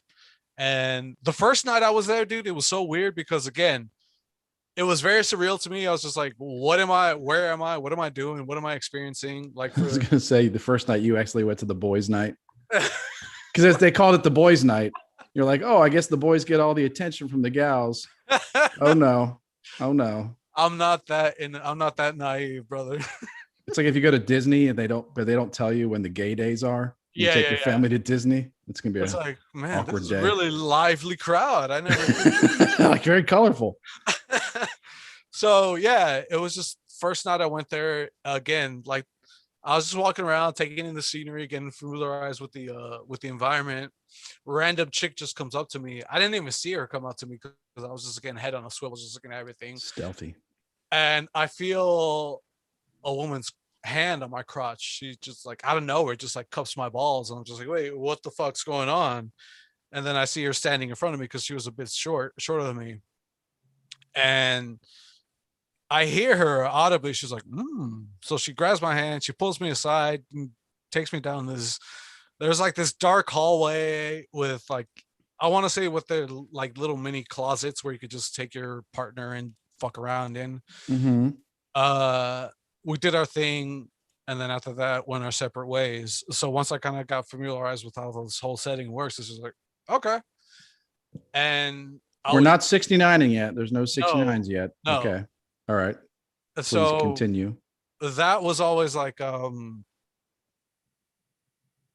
there were a few beds there, but I never participated in any activities on the beds just because, a little weird. Okay, so what Mhm. were you It was doing? mostly just like the standing room closets or the walkways, entryways, whatever. So were you actually having sex, Yes. but there just were- standing up? yes. I think that's what he meant when he said they did their thing.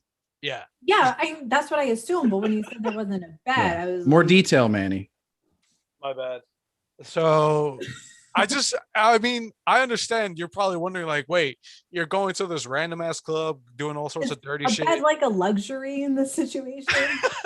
It's not that it's not a luxury, but in my weird brain, it's just like, well, Too official, too intimate. yes. Got it. Yeah. And again, this was barely at the infancy of my perverted ways. So I wasn't ready to I wasn't ready to draw a crowd. I was still like kind of just keep it to myself.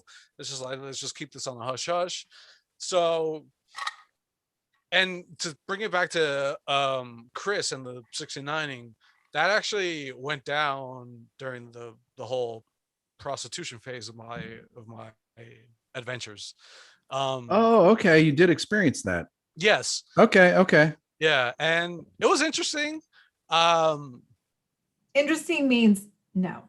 No, I mean, it was interesting. It was just like, oh, okay, so this is what it was like. And I personally had no problems with like performance or anything like that. It was just like, Would it ever be your go-to? Is it anyone's go-to? I mean, if that's the thing that they're into, I'll gladly oblige, but it's not But something it's not your. Is it? I just don't It's- think it's anyone. Yeah. I'm a decent athlete, but I think it it's was in my prime, but it Right. requires a level of physical exertion that's like, I don't know if I want to put this much effort into it. And it's Well, not worth it. No, not Like you're not playing that. Twister. It's like you're playing Twister or something. And okay, I'm a flexible, malleable person. And Yeah, you I'm are. just saying that it's Nice. See, no, I would actually specifically reserve that for like petite women like Jane because they're much more flexible and like easy to maneuver around in the bedroom. Like in this, like when that Like a spinner. yeah, exactly. here's If my that, Jane, have you issue ever- do you know with what a it is you have spinner to is, Jane? concentrate. Like when you're doing oral on someone, you want to concentrate on that. You don't want to have to, but for a woman especially, I think you have to concentrate when you're receiving too. So it's too much going on. Yeah. Yeah. I don't know if it's the same for men. I don't know if they have to think that hard when they're receiving, but You I play wanna- chess sometimes when I'm receiving.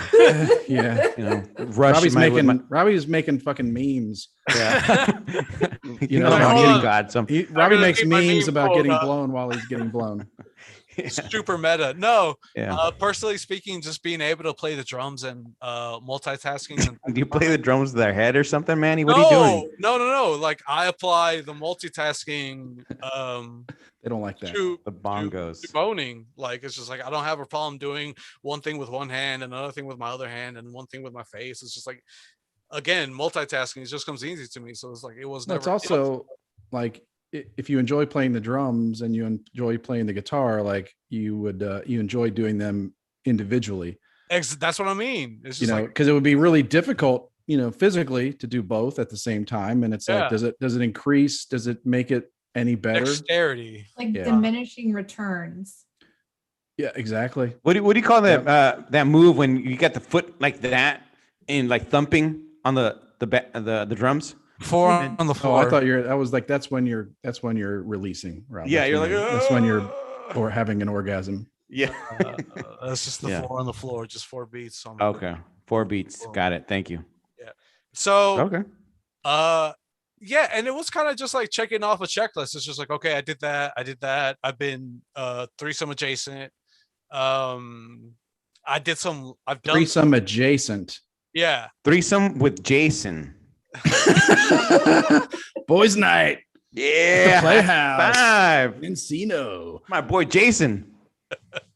So you were threesome adjacent. That means you were watching a threesome. Is that, No, I was or you were in a foursome? There's no. It's either or. I was going down on a chick. I saw this other one kind of turn the corner, so I was just like grabbed their hand. I was like, "Hey, come blow me while I eat this girl out." And that was Okay, you're a gentleman. Okay. And wait, Yeah. did you have to pay for this or a cover charge? what's up? Did you pay for this in some way, either Turkey leg. cover charge or Oh yeah. There was a slight cover charge, but again, this was an event thrown by my friend, so it was again at a discount. Oh, you got a but these deal. women are Okay. getting paid to be there to do these things. No, a lot of this just goes to the people that rent out the spaces. I've never done It- anything There's like no money this. that goes to the girls. Again, these are all just perverts that congregate at a space and then just let loose. Oh, I think I thought maybe Jane was asking if the girls had to pay, which my understanding is don't. that single Women girls never had don't to have to pay. pay. Nah. Women never have to pay at these events. They're always getting for free. It's just like the more women, the better. Got it. Yeah. Bullshit. So they're know. broken. Yeah. When things get if we want equality, They're gonna be if we broken. really all right. want He said it very enthusiastic. Yeah. if we want equality, then women have to pay to get into orgies too. Well, I don't see it that way because But there'd be no women there. Supply exactly. and demand, Chris. Supply and Exactly. demand. I I know. figure it's just like 101. If I invite my friend Marty, my black friend Marty, they're gonna be broken by the end of the night for sure. Right, Manny? yep. Right, man? Like you guys have shared. All right, wait, Manny, you still haven't gotten to like the heart of To the heart of what? the gangbang situation. Well, that Getting was just, there. yeah. Okay. So everything was just a gradual progression. Again, losing my virginity, whoring, then getting exposed to the swinger sex party lifestyle, light exhibitionism, and then just like light cuckolding. Define light exhibitionism, please. All right. So back to the You can't playhouse. slide these things past us, dude. All Come right. on. So back to the Playhouse again, the same place where that random girl felt up my package and took me off into some random corner. Mhm. I was there a different night, and there was this couple there, and the lady, she had on like this really skin tight, just trashy dress. Here's the other thing I'm a sucker for. Whenever I see a woman in like stockings, fishnets, garter belts, or just like, and for some odd reason, like office workwear, that should just like, again, game over. So power move. Yes, absolutely. Okay. So there was this couple there, and off in the corner there was a stripper pole, and the girl, again, she's in the skin tight trashy dress. I was just like on the stripper pole doing a routine. I immediately just make a beeline for the couch that's next to it. I just sit there, I enjoy the show. She makes her move over towards me, and then she basically hikes up the skirt, and she's basically just like, hey, just essentially just giving me a sign to eat her out. I was like, Okay. don't mind if I do. I go to town, and then a crowd just like surrounds me. I'm going to town on her, and then, there's some cheering. Were they like, Manny?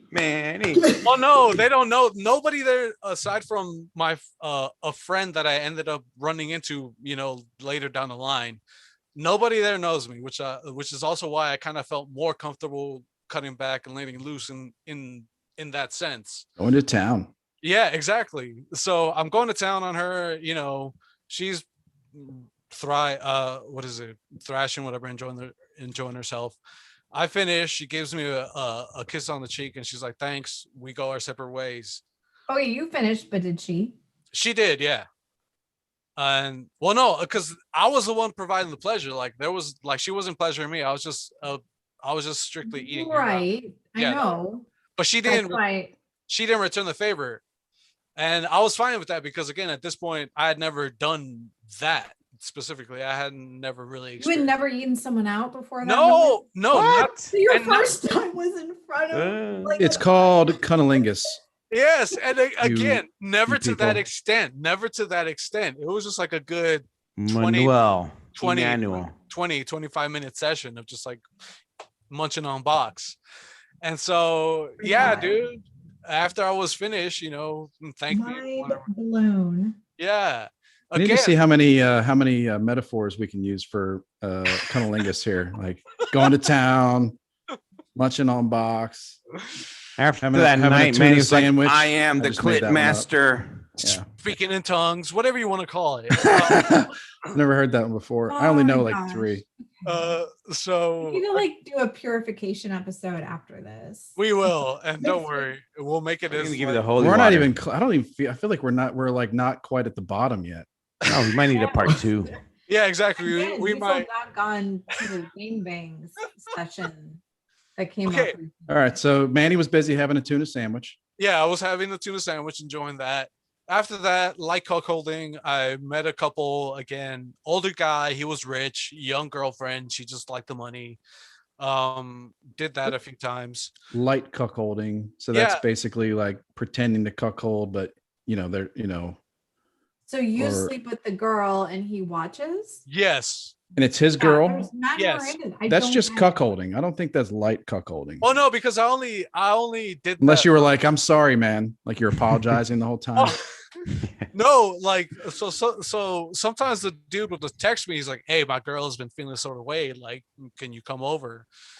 And sometimes it was just like he would hit me up at the most inconvenient times. Like I'd be busy with other shit. It's like I just can't. Sorry. So I only hit this couple up twice. And that's why I mean like cuckolding. And besides, like up until this point, before interacting with them, I'd never done that. So it was like I had to build to that. It's just like it was weird. So where do we go from here? God damn. Okay. Hold on. Yep. There. So after that is when, again, I run into my classmate that I went to high school with, and she's just like, yo, I didn't know that you were into this lifestyle. Wait, hold on. You run into your classmate where? At the Playhouse, as I like to call it. That was out in the valley. It's just one weekend. I recognized her across the way. I saw her and it was like, yo, is that such and such? And then sure enough, a few days later. Okay. This is how you I- met the girl you started dating? No, Oh, okay. Sorry. the girl that Go I ahead. started dating, Maybe that I'm was like, naive, but I don't think I can imagine two people from my graduating class that would be involved in something like this. that's why this whole thing was such a mind fuck. It's just like, how is it that? But That doesn't anyway, make you naive. That makes you like, But maybe they are. Maybe there How? are. A couple oh, I years see what in you mean. Like, class that I see. I was like innocent and oh, okay. but this Oh, I see what you mean. I'm sorry. Yeah, you're Yeah, right. okay. So Go on, Manny, go on, please. yeah, I run into her there, and then like a few days later, she messaged me on Facebook. She's like, "Was that you at that clubhouse?" I was like, "Yep, that's me. I've been doing that for a bit." She's like, "Okay," and so she just started. And I see you, Manny. I see you. Pretty Oh, much. you guys didn't acknowledge each other, or you saw each other, but then just looked away real quick. There wasn't like a high five. Yeah, no, there was none of that. There was Okay. none of that. So, and even then, when like, anyway, so we would keep in touch, and then she'd be like, "Yo, there's so spring of 2019." Damn, this is recent. Yeah, is when she hit Okay. me. Whoa. She I can't remember if she calls or messages me. Anyway, she's like, "Yo, there's this event going down. It's a gangbang. Are you interested?" I was like, "Yeah, okay, sure, why not?" Okay, she literally used the term gangbang. Yeah, because that's And what she is the source of the gangbang. She is the nugget. yeah, because she organized the whole event. She's just like, I figure let's put an event going on Monday nights because everything usually happens on either Thursday, Friday, or Saturday. Nothing ever really goes down on a Monday or Tuesday. So she's like, let me organize something on a Monday. Jane said, "Is that what they would refer to the center of attention at a gangbang would be the nugget?" I mean, maybe, and I just don't know, but no.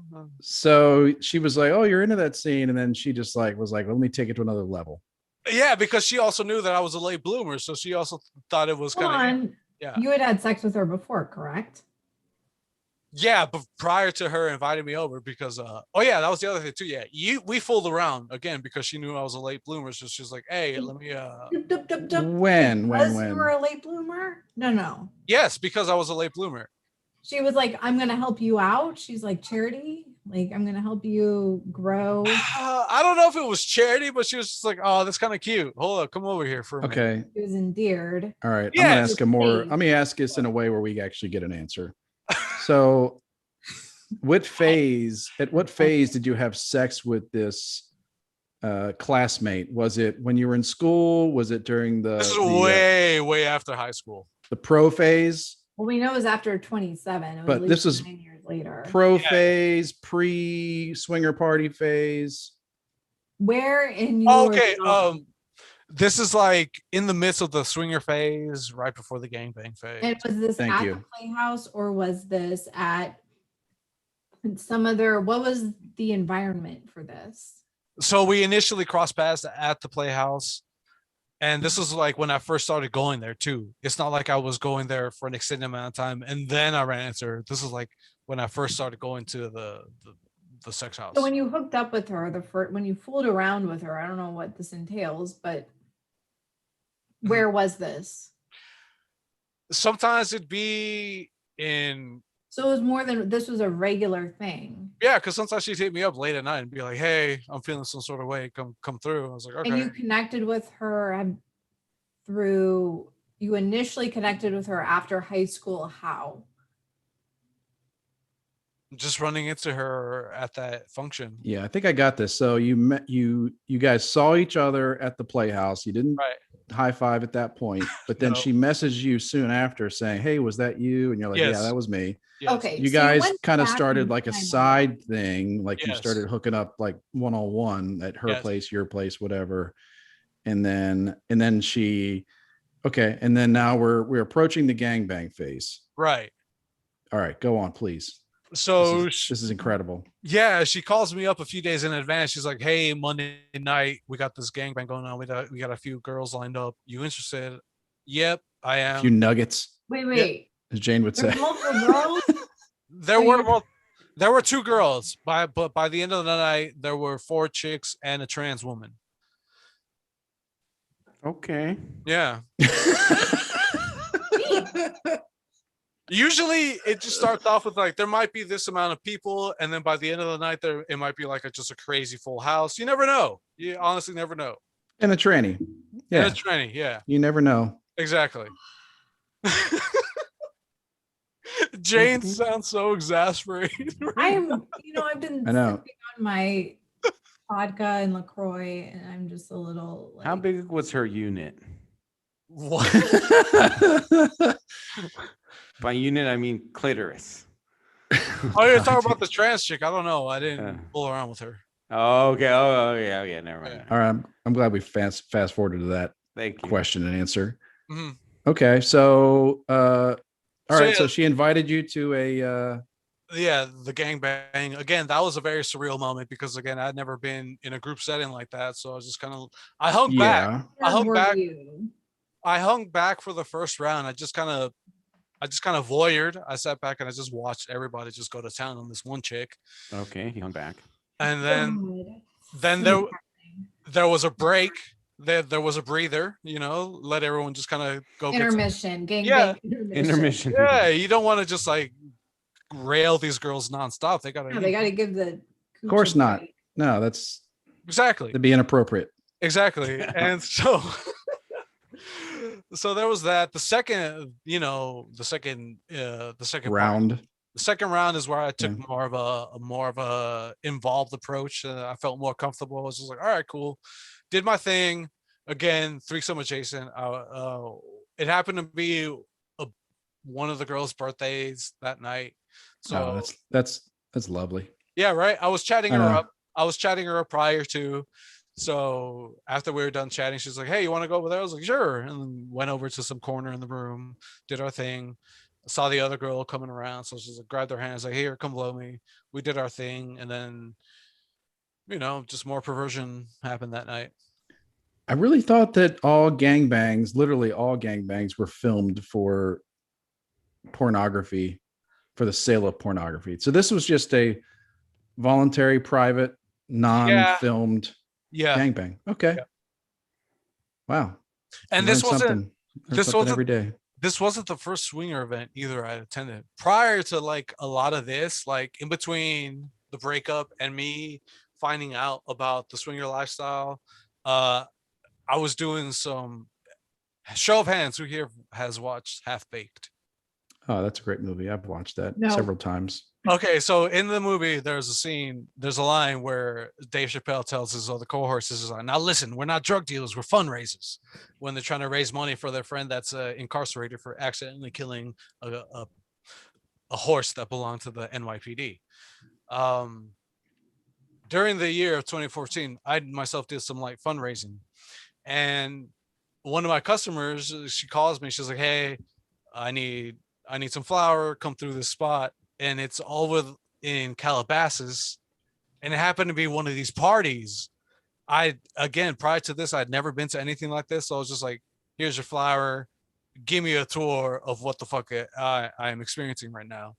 So like, there was the kitchen area, there was food, there was drinks, there was everything, a smorgasbord. There was like the living room area. They had porn playing it on the TV, just to get people in the mood. There was an S&M garage area where it's just like dimly lit. It was very creepy. And then there was just like all the different rooms, all the different accoutrements and stuff like that. And Fluffers. There were plenty of fluffers to be had. Yeah. Okay. I came across a chick that reminded me of what's her face from It's Always Sunny in Philadelphia. Caitlin something. Caitlin Olsen. No, it was like Danny DeVito.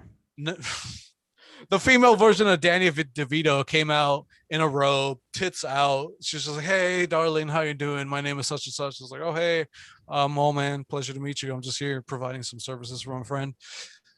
And it was like very surreal. Little did I know that was just like a little insight into what was going to be happening. What I would be partaking in a few months down the road, man. Oh, so your first experience at a gangbang. There's no swinger party, there's no fancy. Swinger Okay. party, yeah. Oh yeah, I guess technically, there's more than two nuggets. It's a swinger party.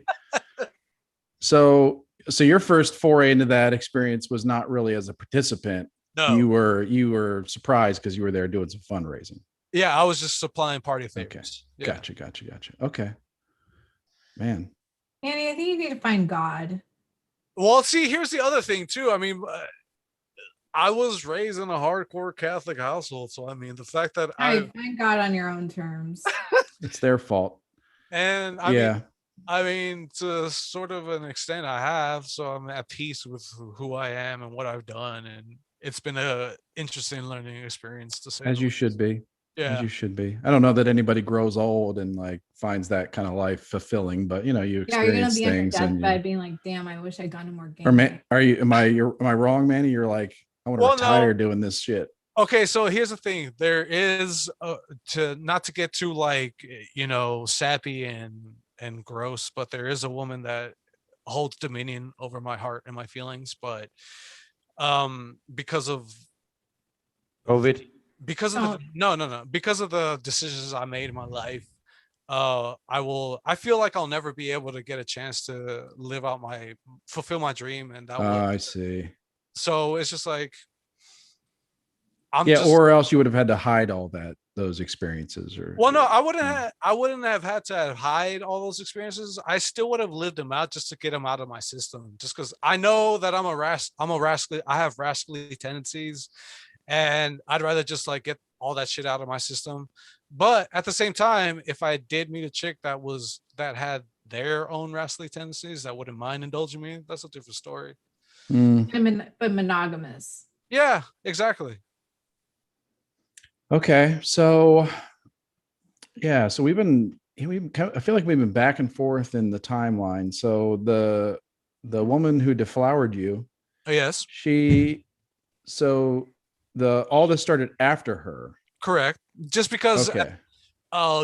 During our relationship, she knew I was a late bloomer. Okay. There were so many things that I wanted to experience with her, but I feel that she held out on me, but that's a whole different story. So when everything was over, it's just like, what the fuck? Like, I still want to experience. Yeah. Sure. So. Yeah. That could be, you're trying to, I guess, forget that maybe if it was a painful experience, you know, you're absolutely. Yeah. Okay. All right. So then when did the bestiality start? I'm just kidding.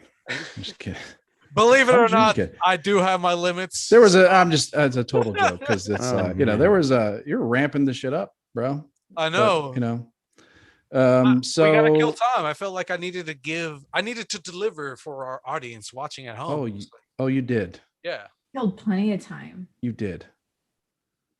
Yeah. Thank you for everyone at home watching. For news. I don't even know if I can pivot to news. What I'm gonna do is I've listened intently to all this, but what I'm gonna do afterwards is delete like 80% of it. You know, I don't need these thoughts roaming around in my head. You know, so I'm trying to go to sleep tonight. Like, oh, where Manny talking about? No, yeah, we're gonna delete like 80% of this material. But you know, not permanently. Just store it way back. Well, if anything, I feel that Jane's news can certainly work as a palate cleanser for those at home. Maybe. I hope so. Give us a few stories, Jane. All right. Jane's got news. I do have news. And thank you, Manny. Thank you, man. Yeah. Thanks, brother, for being so open. For indulging us. Yeah. Thanks, man. Yeah, thanks for being so open. You know. Oh yeah. He's left. He's already left now. Yeah.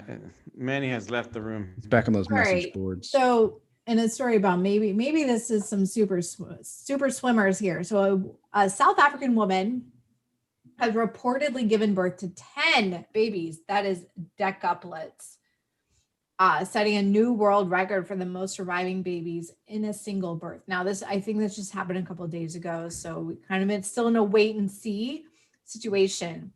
37-year-old, and I'm going to butcher this, Gosiame Tamara Sithole, that's Sithole, gave birth to 7 boys and 3 girls at 29 weeks into her pregnancy. Already a mother to 6-year-old twins, she claims her babies were naturally conceived and she didn't receive any fertility treatments, which I'm a little doubtful of, but okay. And initial scans during her pregnancy showed she was expecting 6 babies. It was at some point revised up to 8. And then ultimately, I guess there were 2 still hiding. So because she had 10.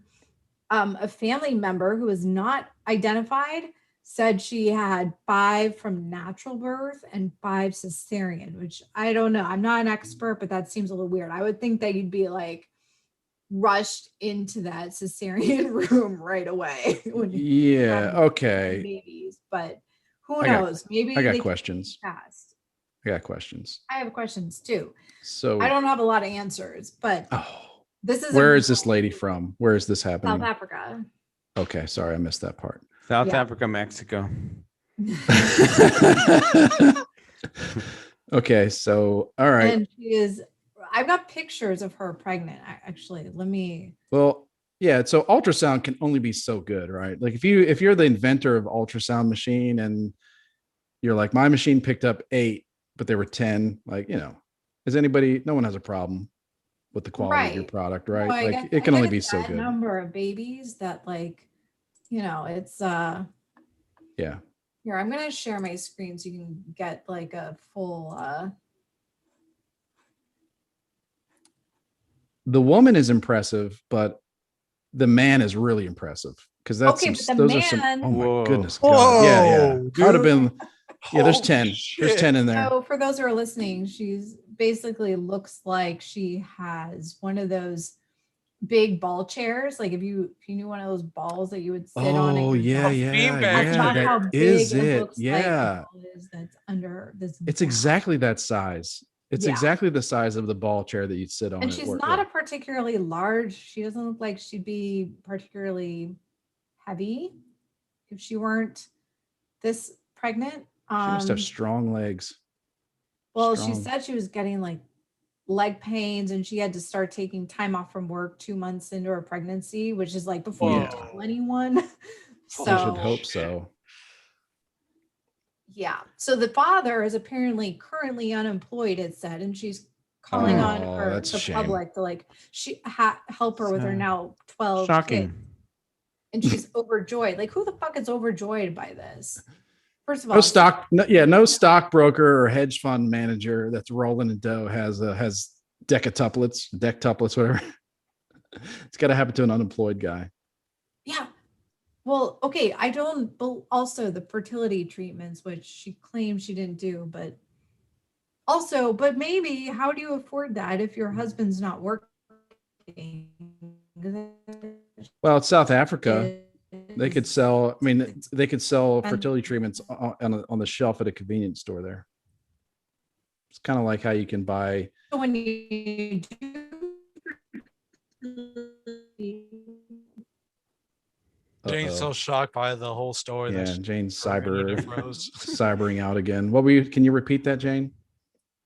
Now she's frozen. I think you can buy fertility treatments on the shelf at 7-Eleven in South Africa. It's like when you go to Mexico on a cruise, you get off and you can go to like the drugstore. You can just buy painkillers right off the shelf.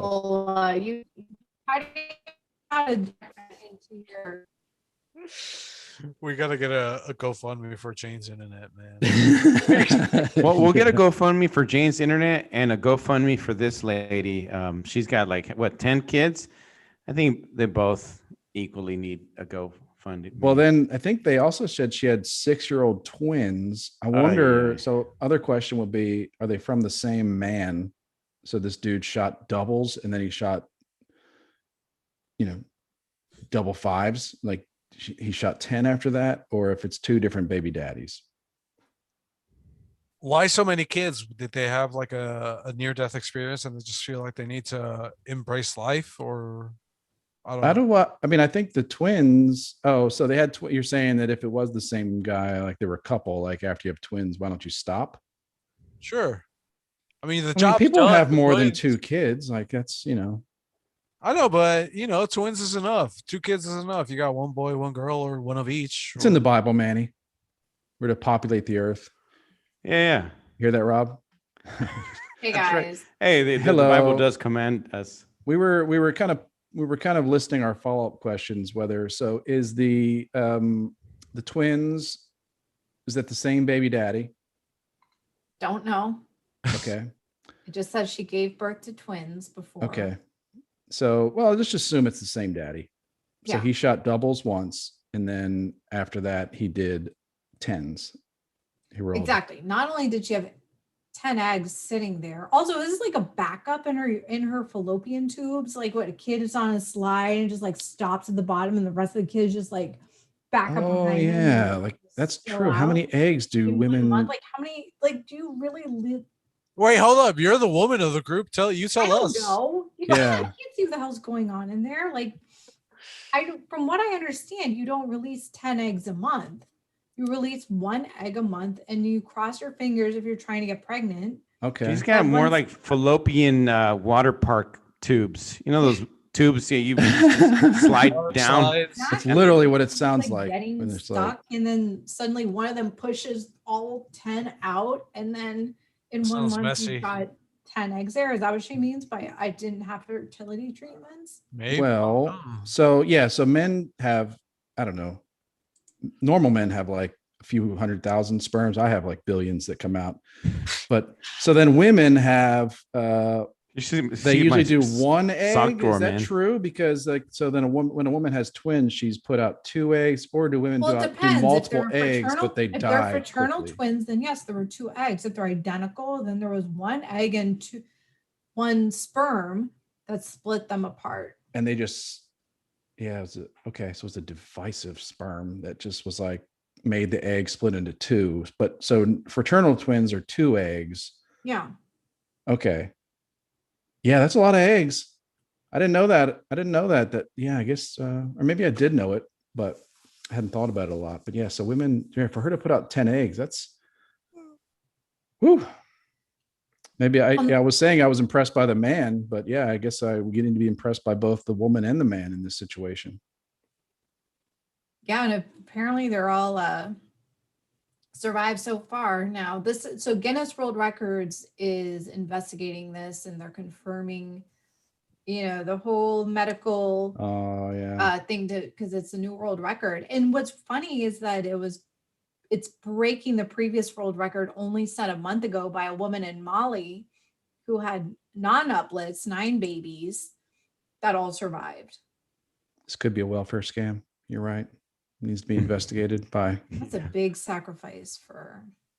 That's true. Yeah, how much they Out paying there. per kid down there? I don't know. Man, that's Oh.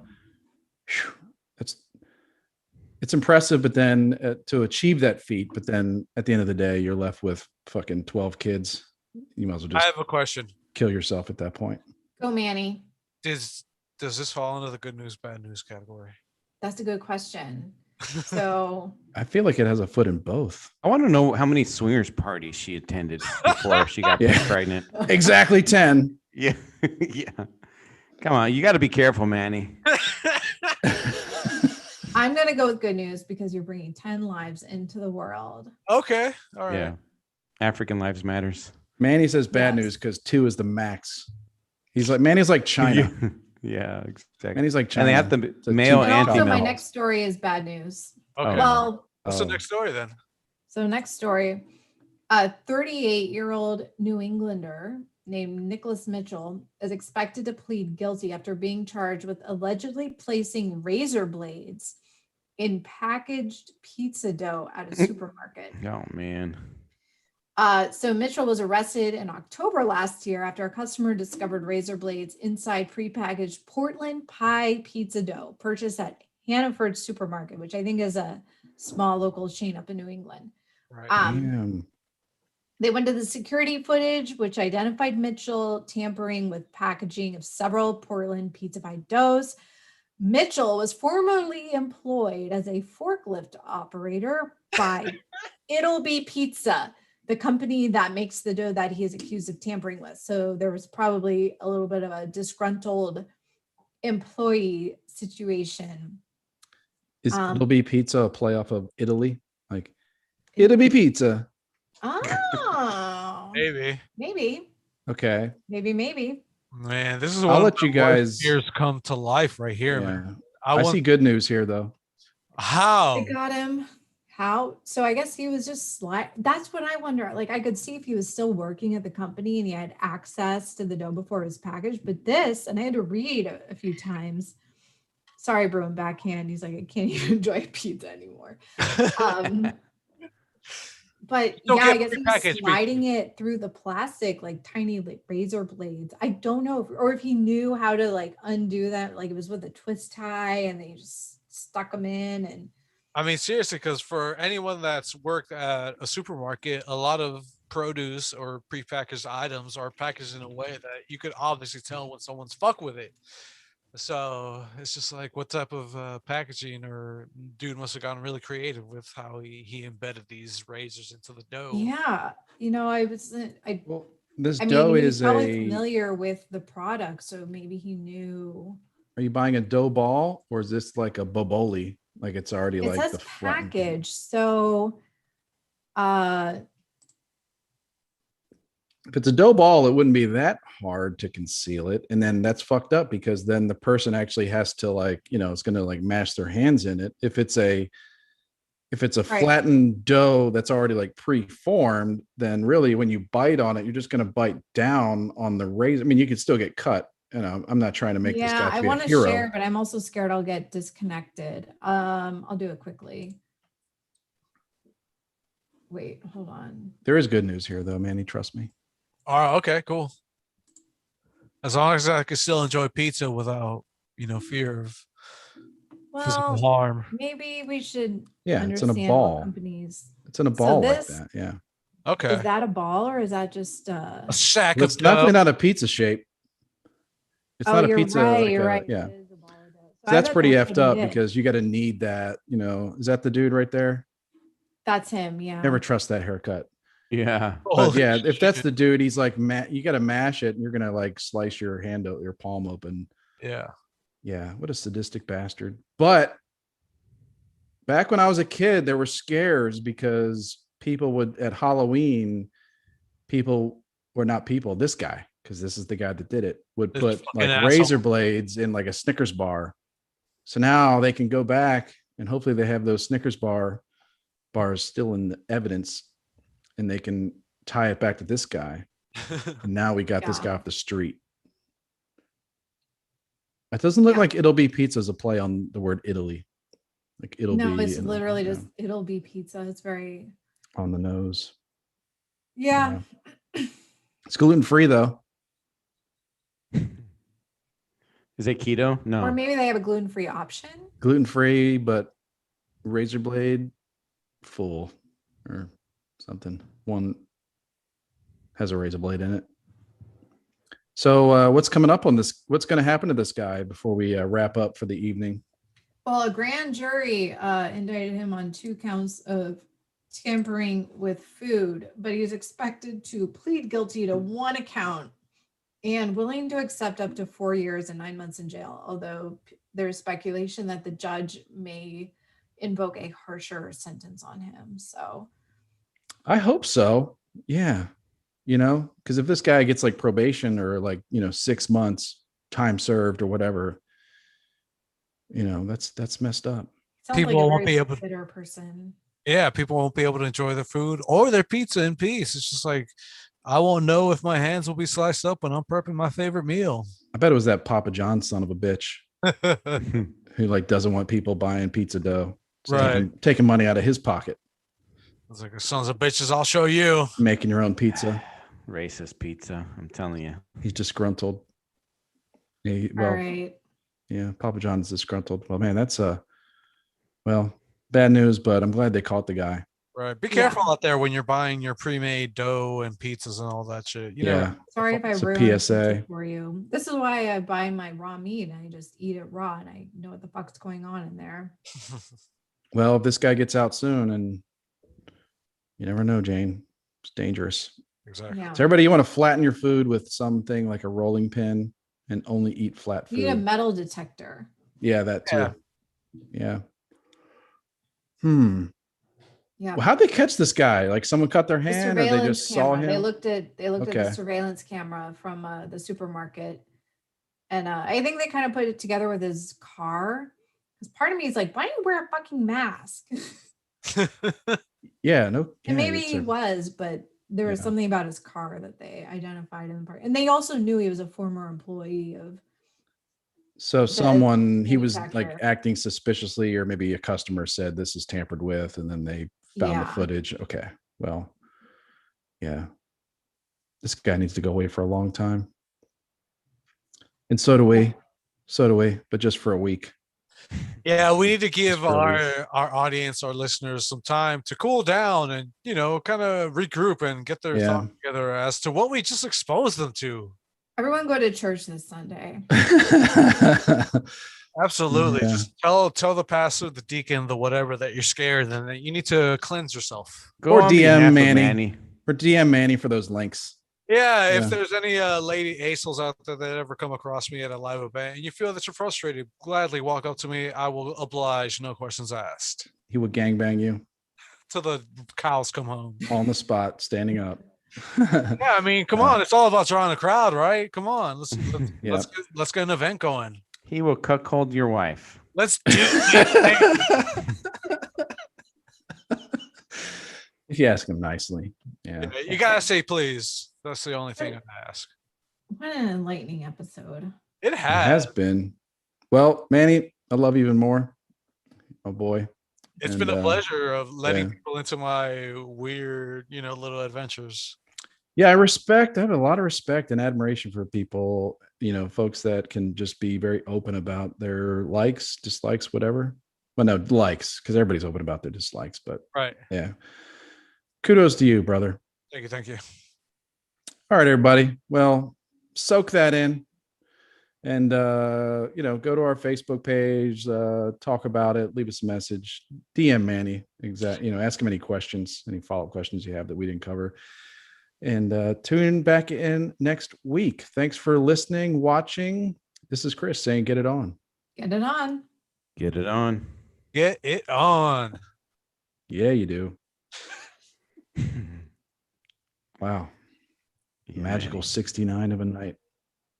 Good times, man. Holy shit. Ooh. Damn, dude, that was crazy. Also, like after I crapped out on the internet, my whole background went dark. I don't I understand. noticed that too. It's just like, holy shit, Yeah, Jane's in the weird. fucking abyss over You there. didn't turn the lights off or anything? That just happened? No, it you're- just happened.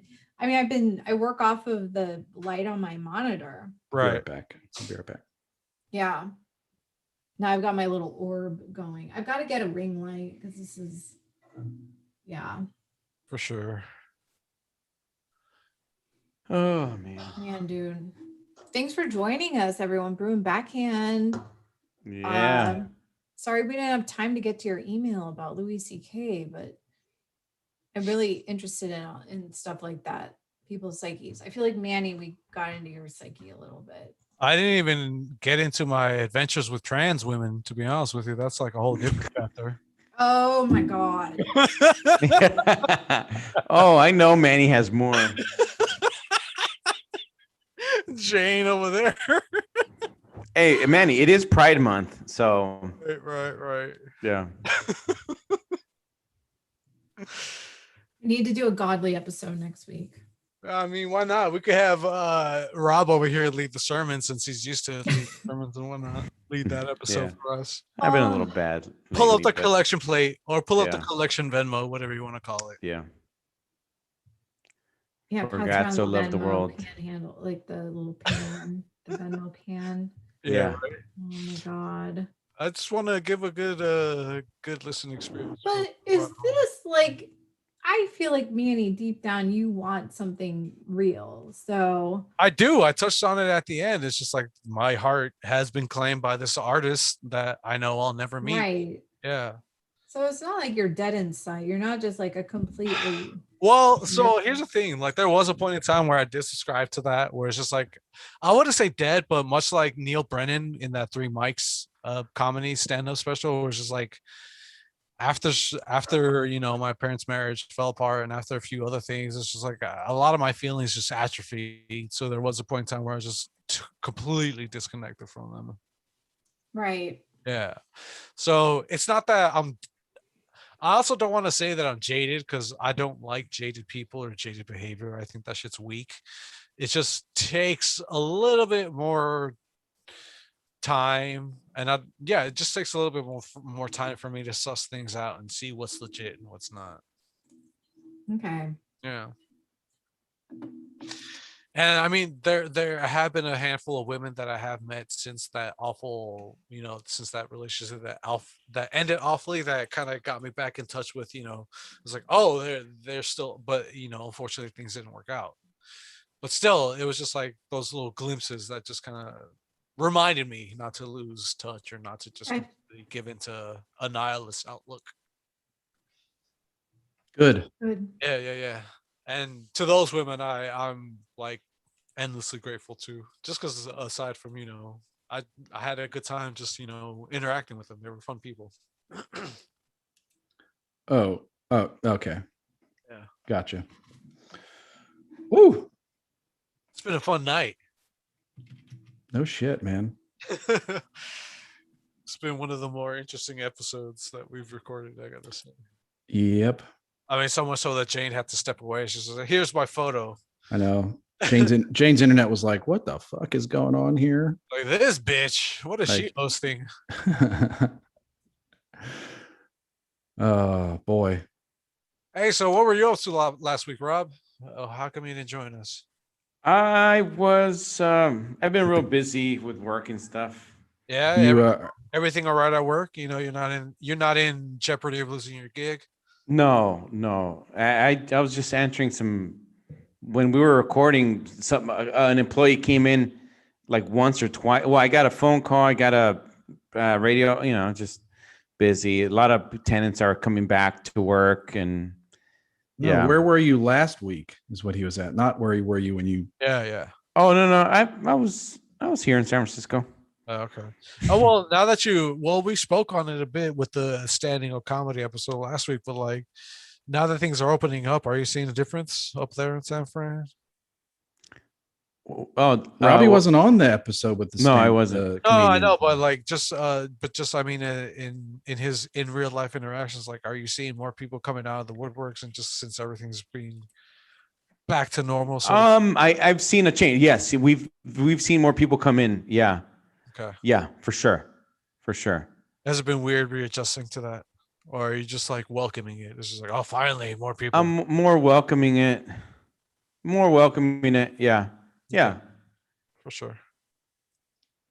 Yeah. It was pretty shocking to see so many people wearing masks in LA. I guess San Francisco is probably very similar. Yeah. I still see people wearing their masks when they're driving around. It's like, come on, dude, knock that off. I went to Kroger. I went to Kroger yesterday with my son after I picked him up when I got back from the airport, and went to Kroger, the grocery store, and they have signs clear as day. There's signs on the front door that said masks required, and no one's wearing a mask. Not even the cashiers are wearing a mask. They're over it, man. Yeah. There's a few people, but they're so outnumbered. It's like 9-1, 10-1, like people not wearing masks to masks. Mm-hmm. I mean, and the signage in LA was not as clear as the sign at our local grocery store here in Texas. I don't know. There's certain stores that I go to that I just see signs plastered all over the fucking place, and it's just like, just take those down. Take them down. Speaking of June 15th, it'll be like our moment of. I gotta go, but I'll talk to you guys later. All right, Robbie. All right, cool. Take care, man. I was gonna ask him if he was still single. What? Hold on. Well played, sir. Well played. How do you keep a Pollock in suspense? Just leave. That's an old school. That was a joke, from a long time ago. Remember, there were a lot more Pollock jokes back then. Adam Kroll has talked about that before. Yeah. Like the whole light bulbs, like how many Pollocks does it take to? I never got that. Like, was there an era where we really stereotyped Pollocks as dumb? Yeah, dude, it was well before. There was, but I never remember an era where it was obvious. You know what I mean? Like, other derogatory racial terms are, kind of. Oh yeah. Okay. Yeah, other get it. terms are like grounded in something that's kind of obvious, but I was like, are Polish people stupid? Like, I don't. No, like, I mean, I was in Chicago. There's a gazillion Polish people. Like, that's the Oh yeah. biggest ethnic group. I mean, so you go to the DMV, and the driver's manual is English, Spanish, and Polish. Huh. That's it. Yeah, a lot of like weird combination of W, Z, and K and I that Yeah, man. There doesn't sound A lot anything of like that. consonants without enough vowels. Yeah. I want to know what Yeah. the fuck's up with that. Yeah, they need to change their names to be more phonetically correct. You know what I mean? Like, how am I supposed to get that with like all this combination of consonants? Yeah. Yeah. Hold up, give me a second. There were definitely That's some just like skeevy literal Polish people though in Chicago. Like they would try to scam you. No There way. was a classic- That's like they're not dumb though. That's like right. you know, I know. they're but- sharp. Well, there's like most 80% of the information I have for you tonight is from one article. Sorry. Well, it's okay. One of them said genitals or ass. By the way, I've been getting a kick out of all the drops that Chris has been giving me lately at the end of the episodes. Oh, you got tonight. I nominate tonight's Robbie's. He will cuckold your wife. He had so many good interjections. I know, man. It's hard to decide. You know what the part of Borat 2 that didn't get enough credit was? Oh man, good times. It's the only part I remember from Borat Part 2. Honestly, the part that I wish I could forget is when they're doing the dance and the daughter just reveals like The bloody panties. Yeah, it's like I'm all for gross out humor, but goddamn. It was over. I must have been drinking when I watched that or something. I don't. Debutante ball. The Yeah. race debutante ball. Yeah. Yeah, we're still live on YouTube. Yeah. I mean, that's fine as long as there's people. Is there anyone still watching on YouTube? Shout Yeah, out to Bruin Backhand. I don't. You said later, Padre. I don't know if he was talking to Rob, but if he's still there, I'd be Father curious to Rob. like talk Father to him more Spotlight. about Yeah. how he knows so much about psychology background, because you seem to have in the Louis C.K. email that he. I'm gonna go on a limb and say he studied it. Yeah. But no, I want to see this. I want to read this email he wrote more in depth. Yeah.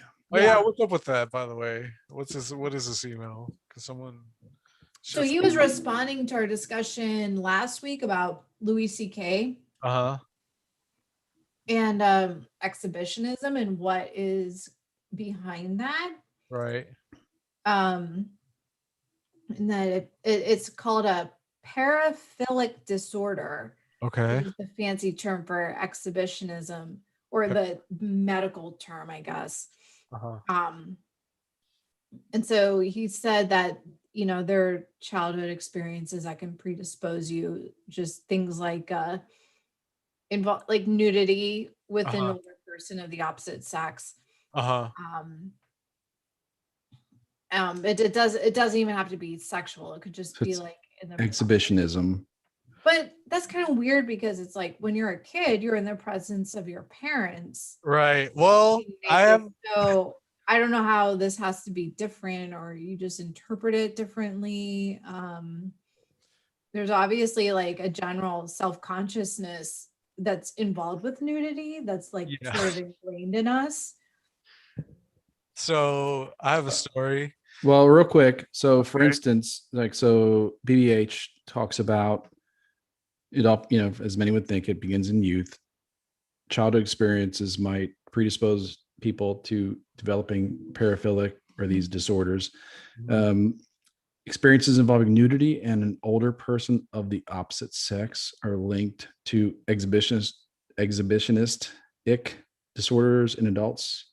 So like, I guess maybe just seeing your parents nude or something by accident could fuck you up. Don't your parents and I mean, I remember my parents being nude around me when I was younger. But what were they doing when they were nude around you is the question. But what were they And you doing? were too old. Yes. You shouldn't remember Nothing. Like that. they were just like in the bathroom. They were like getting ready. They were Mom or parent or dad? both. And when you say nude, like I can understand like a boy. I mean, I was probably like 4. I'm talking like pretty young.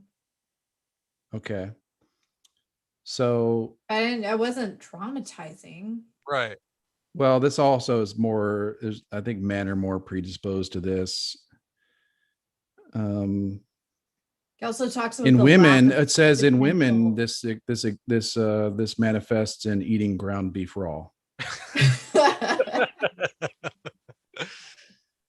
So yeah, like in this other case, it'd be as simple as young male bathing with a sister that is slightly older than them. I don't remember seeing my parents nude ever. And you have a sister that's yeah, but she was older. 5 years older. So I think that's a big enough gap to where you're not going to bathe together. Yeah, she'd be like, "Oh no, why am I doing that?" Like my son and my daughters are 5 years apart.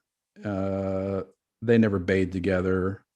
Although they have seen each other naked a lot because it's like it's logistically impossible unless you're like extremely prudish or like yeah, it's impossible. Like, yeah, think about that. And I shouldn't even be saying this while we're like that's gonna be. I mean, it's true. Imagine if 2 of them just got together and has to plan to fuck with you specifically. He's like, "Hey, let's fuck with dad. All right, you do this, I do that. You go, I go that way, and we'll both be nude." It's just like, come on. Now I'm fucking worried here because it's like impossible. It's logistically impossible to be like, you while they're bathing, you must go to the other side of the house or apartment, or whatever. And kids like at that age, kids don't really think it's any kind of a big deal at all. So they're just like, hey, here's a bath toy. So, What? I'm worried now about my kids. They'll be fine, man. Don't worry. You're doing a great job. Well, Louis C.K.'s fine. He's rich still. he can't work anymore, but he's still kept all his money. Yeah. Luckily. I mean, he was smart about it. None of them sued him.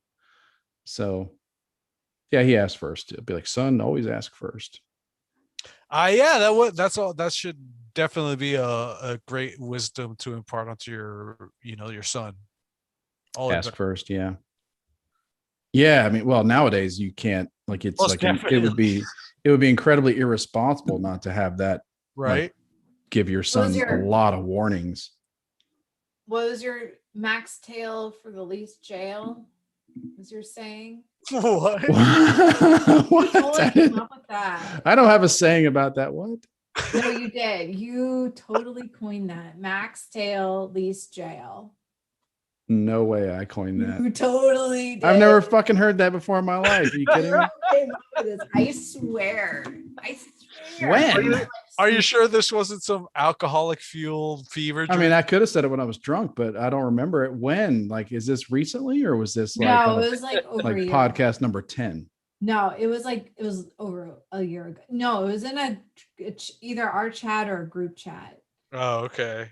I'm gonna need you to produce this to prove it. I don't produce some evidence. I will. It does sound like some awful. Trust me, if I say something clever, I remember it. I timestamp it. No, but I don't remember that really. Mark it down, everybody. Okay, so others. Another possibility is individuals' lack of access to potential sexual partners, but Louis C.K. had a lot of money. Like he could. I don't know. Louis C.K. is pretty. I don't know, when you're a comic and you're talking about such, like a lot of gross things on stage, maybe you don't have a lot of women throwing themselves at you. Then it don't. You're right there on that part. So I found it. Are you shitting me? Oh shit! What? I'm gonna put it in the chat. Oh my god! I don't know if it'll work. Oh, that's messed up. June 20. One of them said genitals or. I'm trying to find the beginning of this guy. June 20th. What?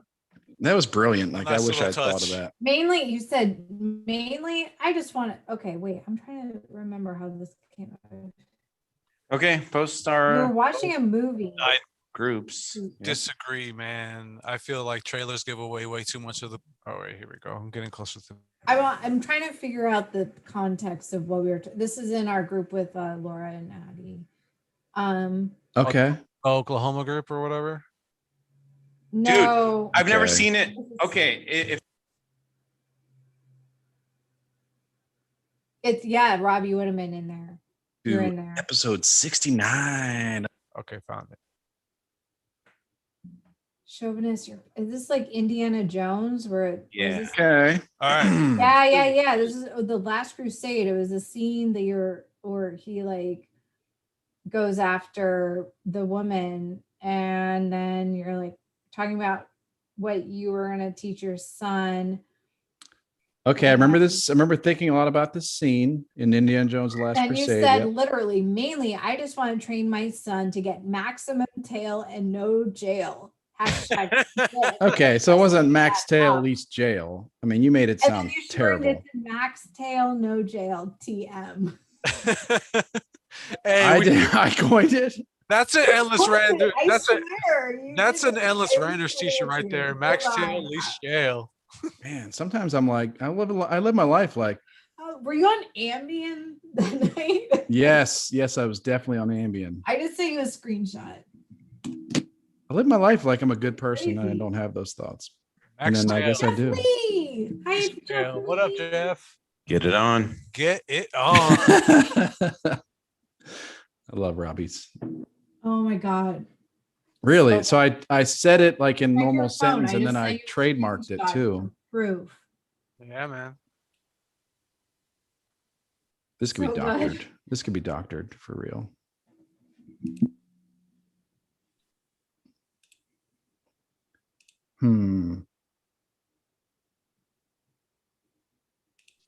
Okay. Well, I'm looking. I'm trying to get to Facebook here. So All right, so the episode came out to an hour 52 minutes, just Oh shy. my god. Yeah, All right.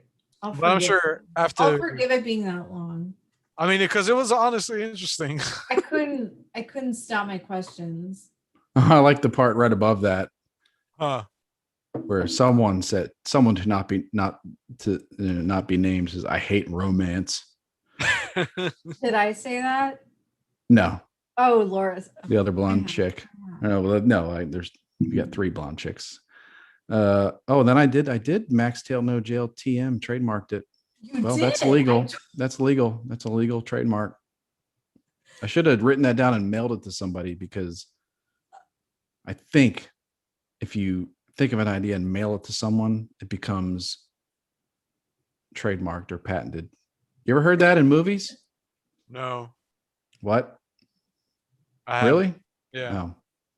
That was a trope, I think, in movies where, well, maybe it wasn't. I might have been. It's so good. It's so good. You got it. You put the TM there. You're done. Yeah, I own that. You're going to be a millionaire.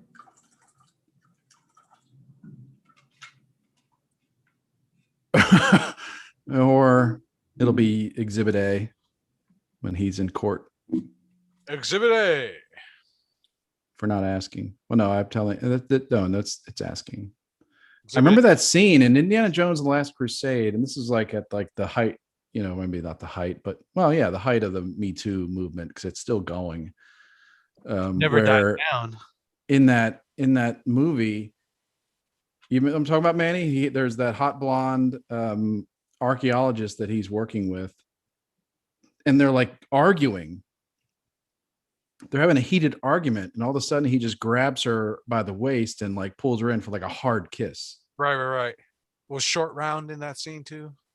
No, that was Indiana Jones in the Temple of Doom. Oh, okay, my bad. Come on, man. Yeah. No, I forget which part they just threw in the Tobin Asian kid. That was Kate Capshaw. Mhm. Yeah. Yeah, and me and my boy were watching that, and I was like, It's like, son, don't do that. I didn't say it because I don't want it, because then there's a lot of questions. Like he's too Right. young, because then you get a lot of questions that you're not ready to answer. Right. Like why not? Like, what did he do was wrong? Why is that wrong?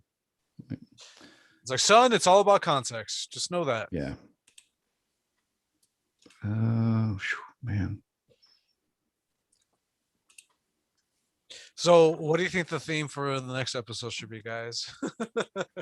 I don't know, but I was thinking earlier, like we have to think about it. We need to decide like a week in advance when we're going to record it, and then have kind of a schedule to where we put out questions to the group, maybe like 3 days in advance to try to get, more interactions. More interactions, or like more, hey, like, like before the favorite comedians thing, if we would have done that a few days in advance, we would have gotten, we could have like, man, I didn't even get a chance to rattle off my lists of favorite comedians.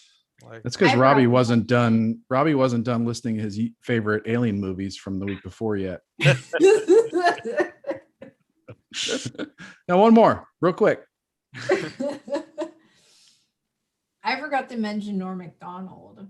Oh, Norm Macdonald on SNL is fucking killer, dude. Epic. Yeah, absolutely. My favorite Norm Macdonald thing on SNL when he was doing the news. I'm gonna find it and play it for you, but god damn, it's incredible. I think it's apparently like what got him in a lot of hot water with Lorne Michaels. No shit. Yeah. I don't understand why should Lorne care? He knows what he's getting himself into by hiring these people. So it's just like, why, whenever something crazy happens, it's just like, I don't know. Yeah, I don't. Well, all these are compilate. I just want like that 10-second bit. I also told my coworker about the Supernova Comedy Club, and she went to go check out Tiffany Haddish tonight. I was like, yeah, let me know what you think. Yeah. She was, I mean, you go there any night now, you have a chance of seeing more than what's on the. Yeah. Well, it's funny you should mention that because last year my buddy hits me up. This is before the lockdown happened. So it was like still either January or February. And he's like, hey, I'm going to go see Doug Stanhope, this, that, the other stand-up come through. I was like, all right. Doug Benson never shows up. Some of the other people that he mentioned never showed up. Other comics that are also notable did show up. So it's just like, what's going on here? Is this like a common occurrence when it comes to just regular night shows?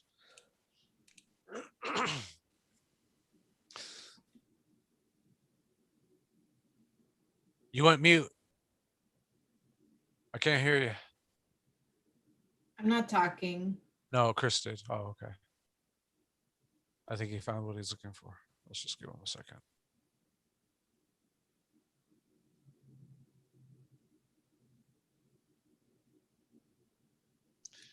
The most eeriest moment ever. Bruin backhand. What else are you an expert in psychologically? It's like, hypnotherapy, progressive.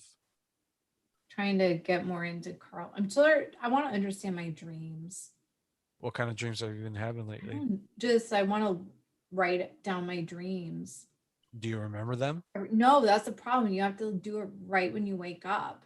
Ooh. You gotta have pen and paper right there. It's hard to like get yourself to record because you always forget them. I always have pen and paper next to me when I wake up. Just really? Yeah. You like have ideas and you're just like ideas, recurring themes. It's just like a lot of the times it's just like me literally flying over things or just like certain. Yeah. Yeah, it's just weird. So I just started writing all my shit down. Cool. I heard that. And I'll get back to one of the whitest comments I've ever heard Jane say, which is I want to understand my dreams. What? And but first I think they scrubbed Norm Macdonald's best bit from the internet. Damn it, that sucks. He says like it's like 15 seconds. He starts off with like Madonna's new sex book is out this weekend, and breaking news, Madonna's a whore, and that's all it is. And it's hilarious because it's so, it's cheap shot, whatever. But yeah, but apparently I read later that Lorne Michaels got real pissed about that because maybe he was trying to get her as a musical guest or, at that point, Madonna was powerful. Yeah. But yeah, I couldn't find it. I scrubbed through an entire compilation video. This Your is dreams. the Material Girl Scrub, one of Lauren Michaels and Chris' favorite Norm Macdonald's bits from the internet. I remember seeing it and I was like, oh my God, it's so like, it's like it's a one-liner joke that hits hard. Those are And the like best. half the people are like, oh my God, and belly laughing, and half the people are just like, How rude. that's distasteful. That's Madonna. That's cheap and lazy. Is she still doing the whole English accent front? I don't know. I think she got divorced from Guy Ritchie. Okay. I don't know. It'd be crazy if her and Johnny Depp got together. The accents, they could, like the level of pretentiousness they could elevate themselves to. That'd be a fun couple to watch. Yeah. So Jane's dreams, Manny has dreams where he's always flying around. Yeah. But Jane's dream, you want to start writing down your dreams. Yeah. Or no, I have dreams where I just know this shit's so ridiculous that I realize, wait, this is a dream. And I don't lucid dream, but I just still participate in it without controlling it. So I'm just like, yeah, no, I'm in a dream. Fuck it. Let's just see what happens. Yeah. I had a dream where I was being attacked. By what? I don't know. Someone was chasing me. I think I told Jane about this. I was asleep on my couch. And I guess on my back.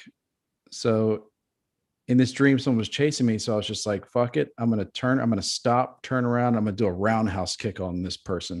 All right. Well, I woke up after I kicked the wall with my foot, like my big toe on my right foot. I kicked the wall straight. Right. Like I didn't kick it with the top of my foot. I kicked it with my foot perpendicular to the wall. It hurt it was excruciating pain on the tip of my big toe. Like my big toe hit the wall hard. That's so right about the level of pain. The level of pain from stubbing your toe and getting shot. Like not that I've ever been shot, but I totally agree that like the level of pain from stubbing your toe is the same. It was excruciating. Yeah, like it was the kind of pain where you're just like, when will it stop? And I've blown my ACL out. I've separated my shoulder. Like I've never broken a bone. But nothing compared to that's excruciating pain. You're just like, when will it stop? And I was laying there like, when is it going to stop throbbing? I've woken myself up a few times like that where I've either punched the wall or I rolled over so violently that like my forehead just collided against the wall. I've woken myself up. I was doing rudiments where it's just like these different exercises for drumming. It's just like my hands were doing rudiments on the wall, like behind my head. It's just like, wait, why do I hear rudiments? And I wake up, I was like, oh, that's me playing on the wall. Hold on, I need to stop that. Other than that, I don't dream very often at all. Like I rarely have dreams. Mm-hmm. I think. Or so you think. Yeah, I was gonna say. I mean, to tie it back to like the weird sex theme, like I've had dreams that were hella perverted that felt really real, and then I wake up, it's just like, I was just like, God damn it! Like those are disappointing. Those are very disappointing. Fucking disappointing, aren't they? Yes. It's like, come on, like literally, give me like another 30 seconds of this dream, and I'd be done. About to reach climax. It's like, nope, dream's over. It's like, God damn it. Those dreams trip me out the most because like some of them were, again, like they happened before I had any of the experiences of what I was dreaming about, but yet I still I was still like experiencing like the sensations that I eventually experienced were there. So it was like a total mind fuck. Yeah, like you're like the dream is you've been invited to a gangbang where you're the nugget and there's like all the swimsuit, Sports Illustrated swimsuit edition, like swimsuit models.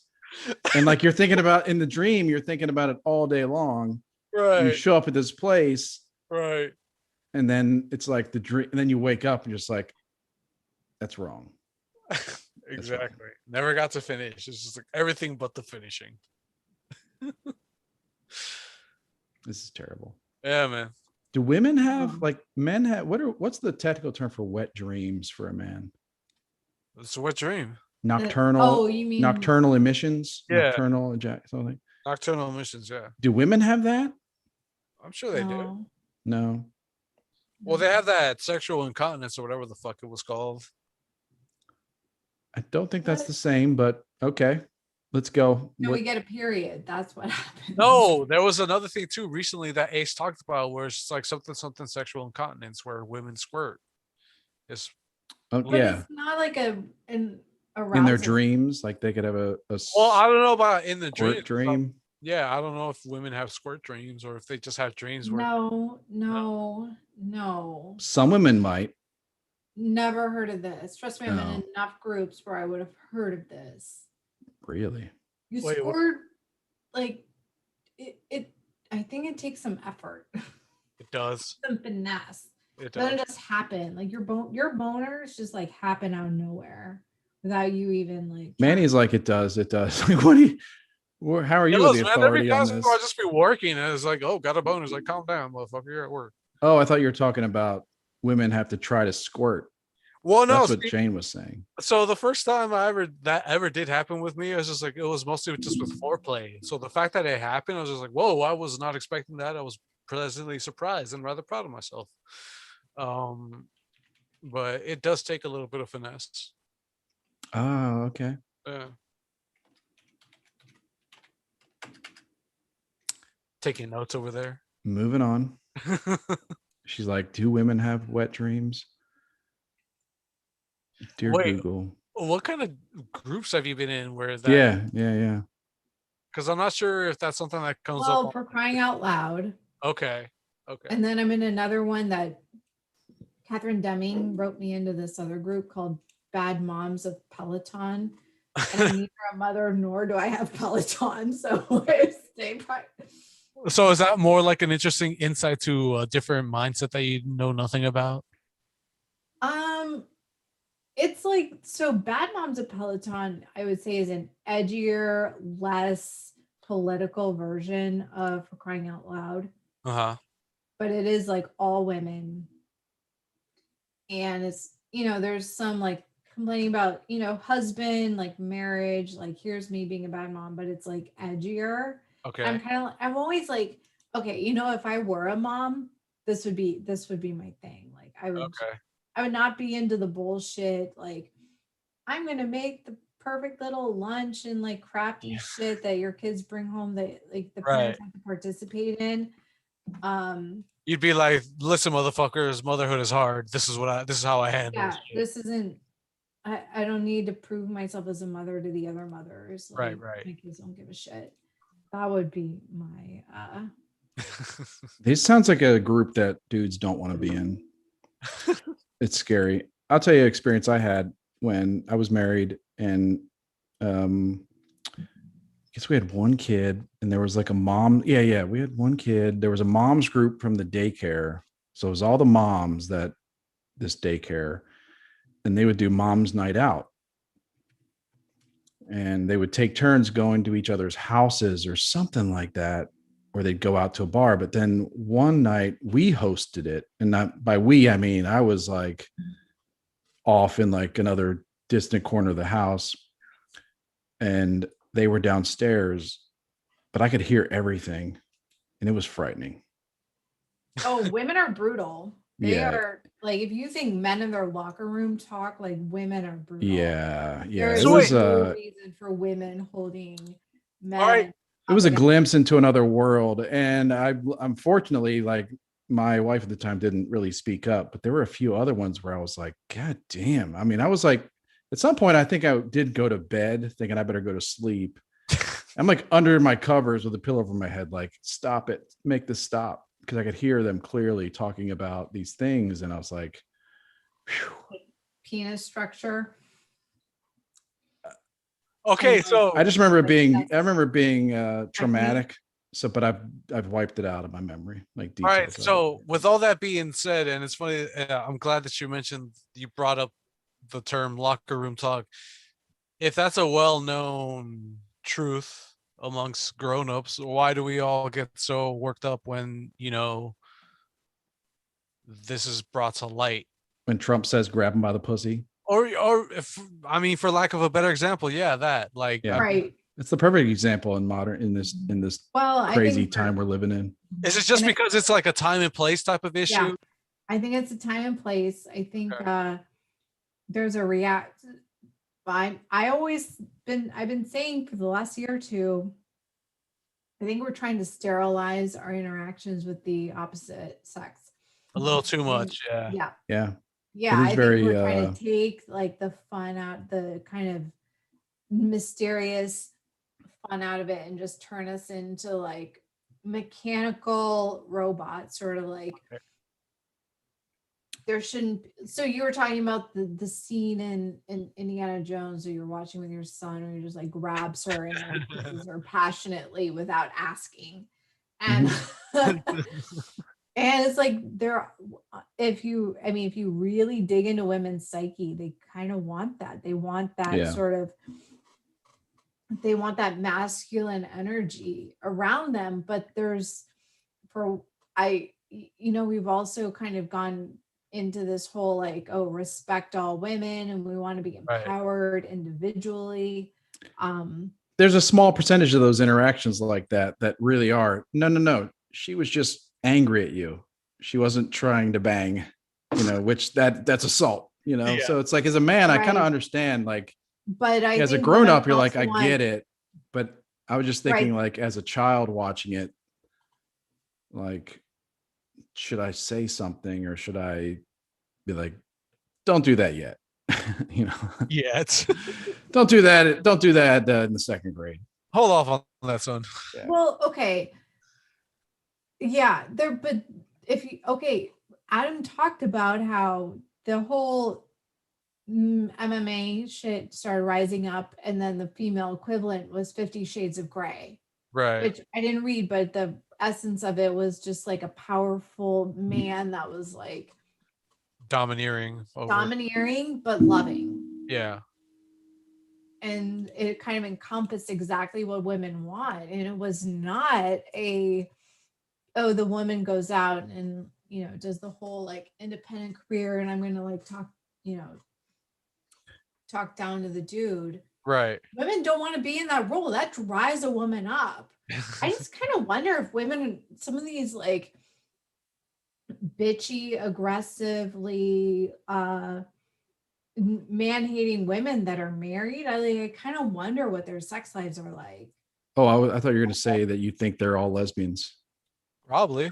Maybe, but just like, And I was going to be like, yeah. how are they fulfilled? Are their men fulfilled? Like, I don't. There's no I don't way. It's get like I mean, a if they're downward. It's a downward spiral. Yeah, of maybe. that. I can speak to it really. Like, it's like it's hard to recover if you get into that mode where the woman is just really not supportive, and it feels like, as a man, you're kind of under attack all the time. Like, it's just a downward spiral that it's a tailspin that is hard to get out of, because it just gets worse.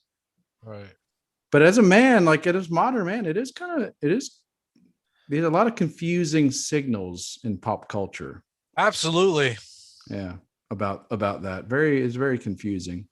Yeah. Like, from my personal experience, whenever I tried to assert my dominance in the relationship I was in, it was either I was being too pushy, or the times where I would be more considerate toward my girlfriend, whatever. If I was being too considerate, she's like, "Oh, you're not taking enough of an assertive stance." It's like, so what the fuck do I do? If I take too much of a stance, I'm being too pushy. Not enough of a stance, I'm not being assertive enough. It's just like, damned if I do, damned if I don't. Like, what the fuck? There was a rabbi. Oh, go ahead, Jane. Yeah, I'll get back to that though. Oof, dude, tough. There's kind of an essence of what do you have to back up the dominance? Can you protect her? Can you actually protect her?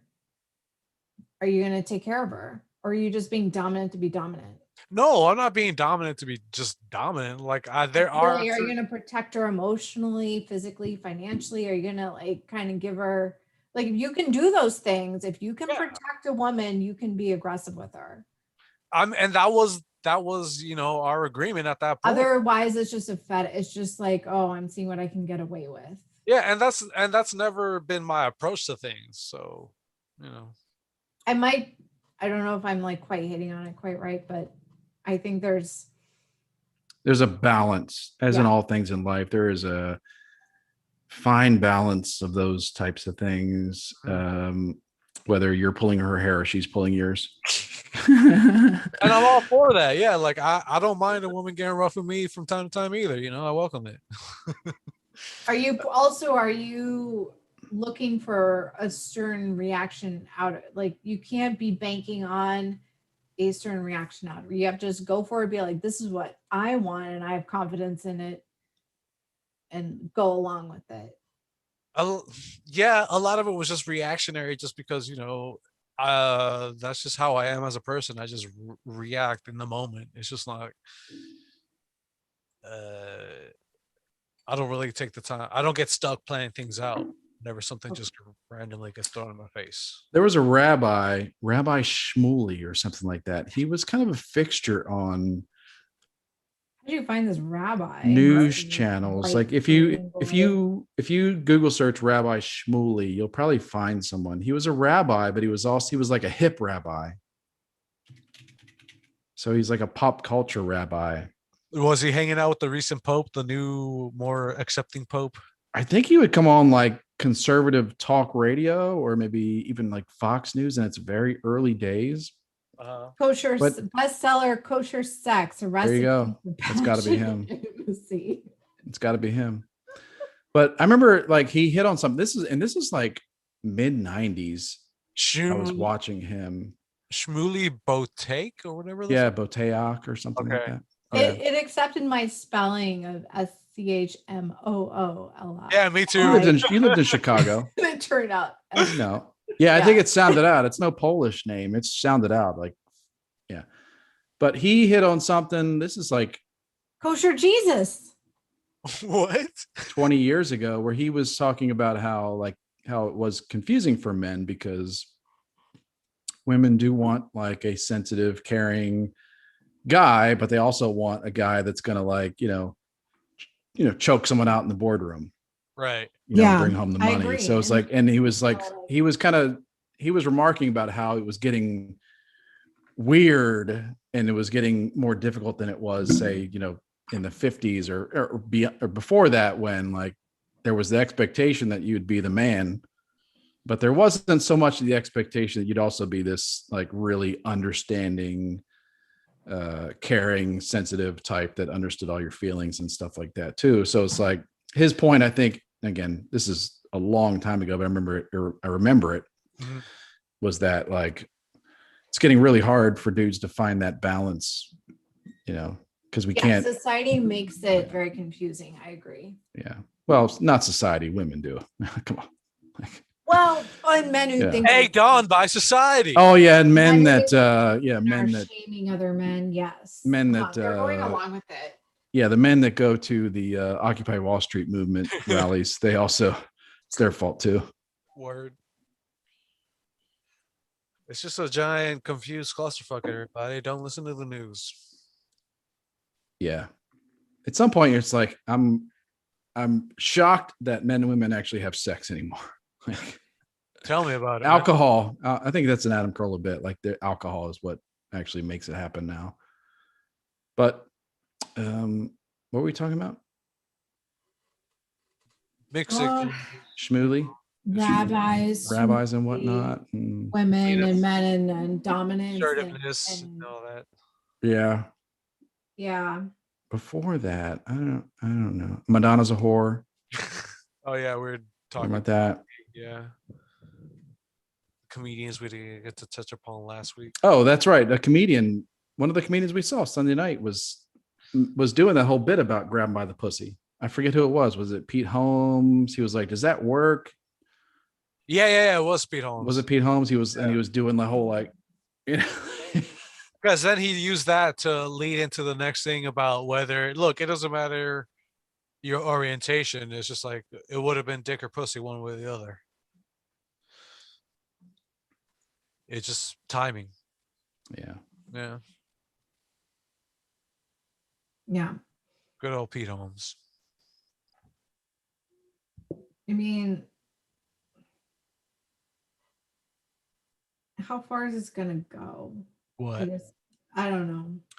I believe that our society, Western society, is in big trouble, that it's going to keep going this way until there's a really devastating event that does a reset. Like, we're not going to like reason ourselves and slowly unwind from this. How do we get back to our reptilian roots? I think something's going to happen, like, you know, like Walking Dead or something, a zombie apocalypse, to where people are like, all right, Maybe let's get back to what really matters. just an apocalypse, I think. Just a regular apocalypse. Just a Okay. regular apocalypse, yeah. Okay. Well, And I think about, like, I've only seen Hunger Games, the movies, once. I Right. didn't really enjoy them. I thought what's her face was really annoying because she's like crying the whole time, or on the verge of crying the whole time. But like, I think we're closer to that than we think, you know, or we're like in it already. I mean, certain parts of the world, I feel like they're already in it. Where like there is this group of people that, like, what was that? There was Elizabeth, the actress, the blonde actress, Elizabeth something. Uh-huh. She was in that Zack and something make a porno movie. Oh, right. You know what I'm talking about? Yeah. She was like, I think she was representative, like, of the elite media class, and she had like glitter all over her face and was like all dolled up or whatever. But it's like, we have that already, but they're just not in such decorative costumes yet. Well, they don't take that many photos of them in their decorative costumes, but they're there. Yeah, but they're like, you know, they're in the cocktail party class that's just like mocking the rest of everybody else. Like Yeah, it was Elizabeth Banks. Banks. Yeah. I was going to say she has like the whitest name possible. Second only to Jane Fulton. Oh, June How's- Harlow is the whitest name ever. Yeah, June Harlow. That should be There you go. your reporter name, your news anchor name. June Harlow here at the Spadge news desk. Oh, when you comment on YouTube, it's your name's right there. So Oh my god, I want to be Harlow. I love the name Harlow. I'm sort of sad. That should be your pen name, June Harlow. June Harlow. Yeah, it's not too close to Jean. You don't think it's too close to Jean Harlow? I think it's fine. that's a good one. It's good. You guys know the story, right? How June Harlow. I remember you telling me about it. Yeah. No, I have no idea. So I was in court. I had a mandatory court date after I ran the what do you call them? The train tracks. And the cop who had wrote me my ticket there, so he pulled me over as a pedestrian. And they write through like 5 layers of paper, and like it doesn't register very well by the 5th paper. Like it just gets worse and worse, like fainter and fainter. So 2 things, that, and on my license, I have 2 middle names. So I have 4 names, and my Fulton went to the second line, which wasn't standard. Like most people, like their full name ends up on 1 line. So I'm in court. So the guy had written my name as like Jane Harlow. Like he didn't see the Fulton because on the second line, he just went to like the 3rd name on the 1st line, which is my mom's maiden name. So I'm like, okay, I saw the Harlow and I was like, I'm going to be called out as Harlow. So then I'm just sitting there like waiting for my name to be called. And I had already changed the date once because the original court date had been during the Corolla cruise. I was like, fuck no. We are moving this to October. And I oh my God, there's like 3 of us watching. No one's left. Who's left? So I'm just sitting there, and the judge, suddenly I hear a June Harlow, and I'm like, It's the blonde bombshell, or that's Jean Harlow, though. Jean Harlow is the blonde bombshell. Who's June Harlow? Me. Oh, was it not another actress or something? Famous actress? Jean Harlow is the actress, dancer, actress, whatever. She's mentioned in Madonna's Vogue. Okay, so I didn't even know that was an actual person. I did. Yeah, Jean Harlow, Jean. I did, but Yeah, I guess in my head it's like if you told me it was June, I would have said, yeah, that's it. It's Jean though. And I did a Google search for Jean Harlow. She's pretty, but she's got hella crazy eye syndrome going on right now. She looks like she's got something going on behind this crazy I eye. Googled June Harlow because I thought it was June. And all the hits came back Jean. And one of the questions, Google says is did you mean June? Why did Jean Harlow's breath smell like urine? Look, I shared it. It's there. I didn't make it up. Why did Jean Harlow's breath smell like urine? I didn't click on it. I'm going to click on it now because I want to know. Wow. That is so good. A doctor was called and smelled not gin on her breath as everyone expected, but urine. It was a sign of a gallbladder infection. Oh, womp womp. Oh, were you guys really talking about jaundice? Who hadn't heard of jaundice on whatever pod I wasn't on? Like the yellow skin. Yeah. Who hadn't heard of this? Wow. I think that was Robbie. I think because we were talking about it leading up to I forget which episode. You must have been talking about it during it was in the group chat. Jeff Lee. Yeah, I do believe it was leading up to Jeff Lee's recording episode. Yeah. Oh, so in like the pre-recording part. Yeah. Okay.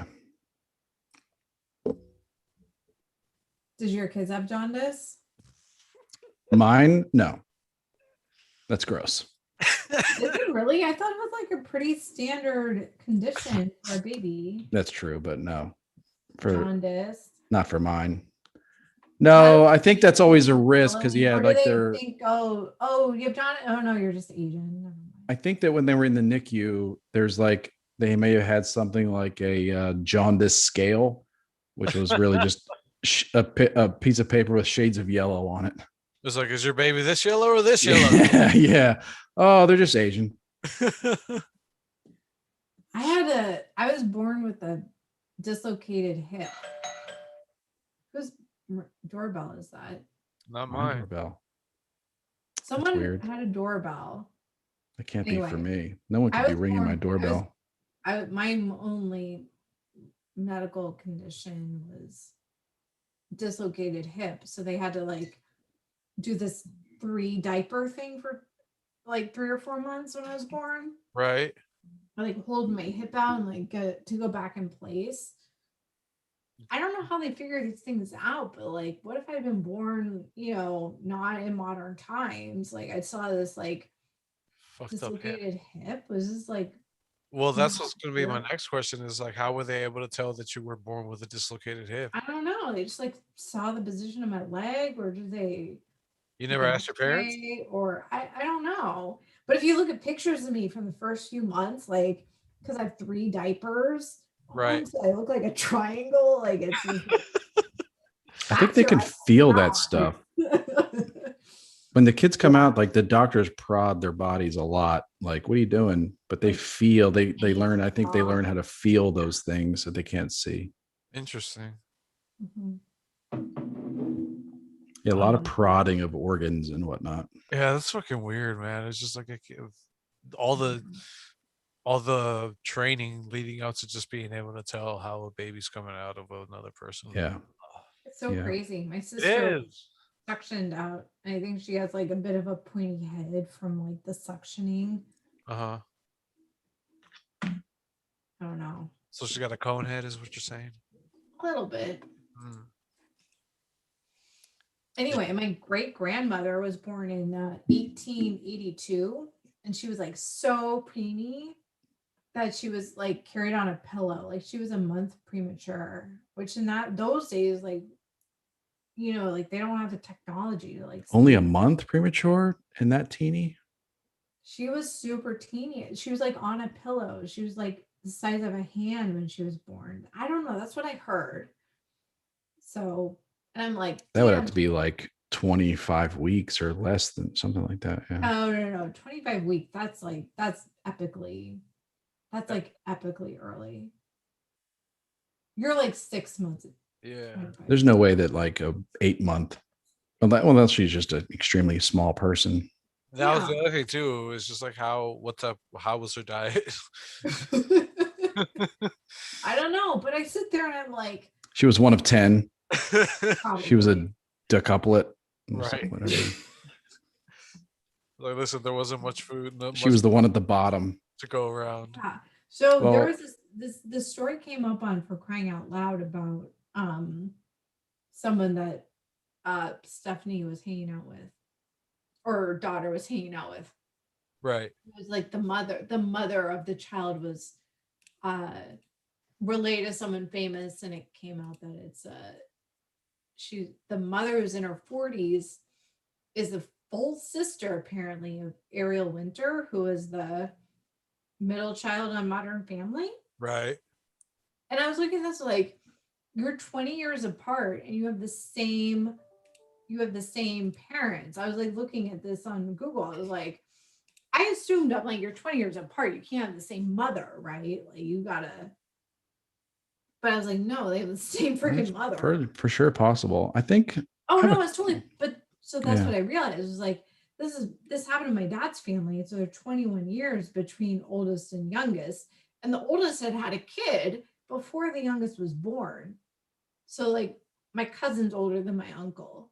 But this was in rural Pennsylvania, coal mining town, not hippy dippy LA.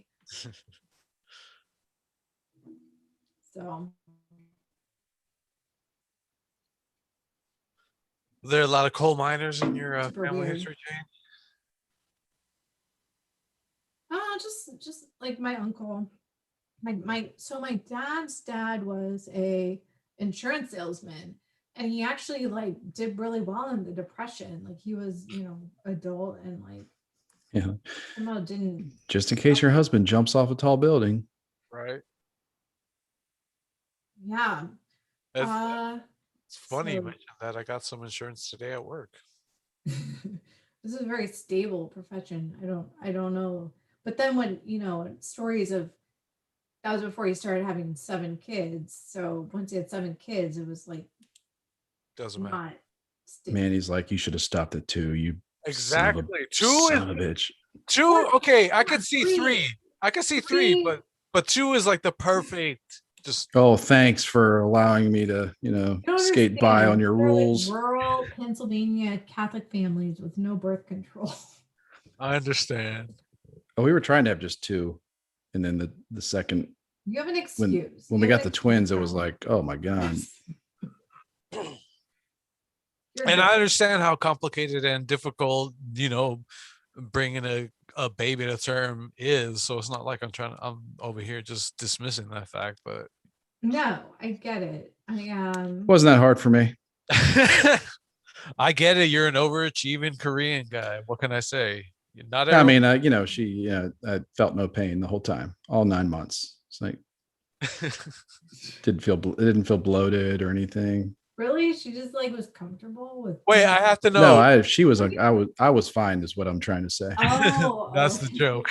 Some women love being pregnant. They're just like. And you appreciate that joke. I appreciate you guys appreciate that joke because it didn't go over well in my household. I could understand why. And I tried to use it a lot. just Like listen. every set of friends we would have over, I'd be like, I mean, you just they'd be gotta talking about it, and I'd be like, that's weird. I didn't feel a thing. And Know, I you just gotta know your people would audience. just be like, what do you Yeah. mean? Crickets, What do you mean? Yeah. just crickets. It's like when I would Again, say like I just would a say to lot. like friends that also had kids the same age, like, hey, what do you think? You think your dog's smarter than your kids yet? Like, you think your kids are smarter than your dog yet? Because I had a joke where it was like, your kids get to be like, you're like a grown-up dog is smarter than kids until the kids are like 2.5 years old. Seriously, because a dog like knows how not to fall down, like Right. knows how like not to knock your head, like to watch where you're going. But like up until like 2.5, kids will do stupid shit like just run into a wall. Dogs don't do that. Right. Well, Once again, yeah, that was like not appreciated in my household. Like, what do you mean our kids are? What are you saying? I was like, it's a joke. It's a joke. We're backhand sent an email to us again, and he wants to assure you, Chris, that you shouldn't worry about your kids and the fact that maybe they saw you nude while you were bathing. Yeah, I was also joking that I'm worried about my kids. They'll be fine. No, yeah, I don't. Hopefully not. Hopefully he's not. I'll sit him down and talk to him about Louis C.K. Sole factor. The prevalence rate is an estimated to be small, 2%. I was just giving a few theories, findings, and generalities. Much Worry appreciated. when you need to. LOL. Well, I wrote back. Thank you. I hope BBH didn't think I was being sarcastic. I really did appreciate knowing more about that, because I like those types of behaviors don't just come out of nothing, out of thin air, right? They're probably, there's people that are studying, like there must be a cause for that kind of weirdness. Right? Yeah. Absolutely. Well,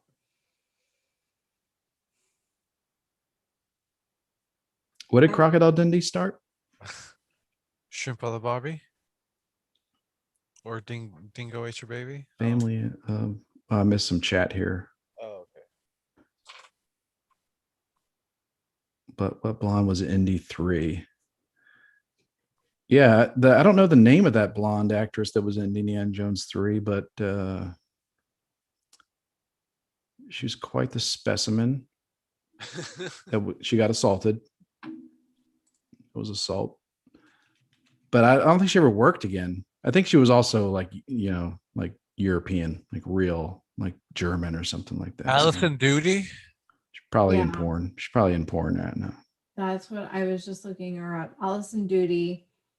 What a last name. It is an awful. Oh, really? That was her name? Yeah. Duty. She's 54. She debuted as a Bond girl, Jenny Flex, in A View to Kill, 19. Really? Yeah, 1985. Okay, fine. I'll search her.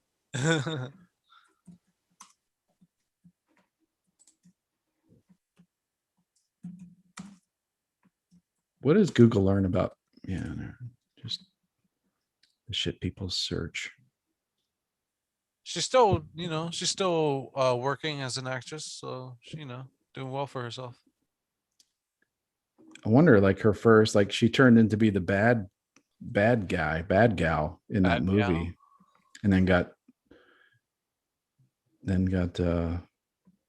melted or turned to dust or something at the end, which is not attractive.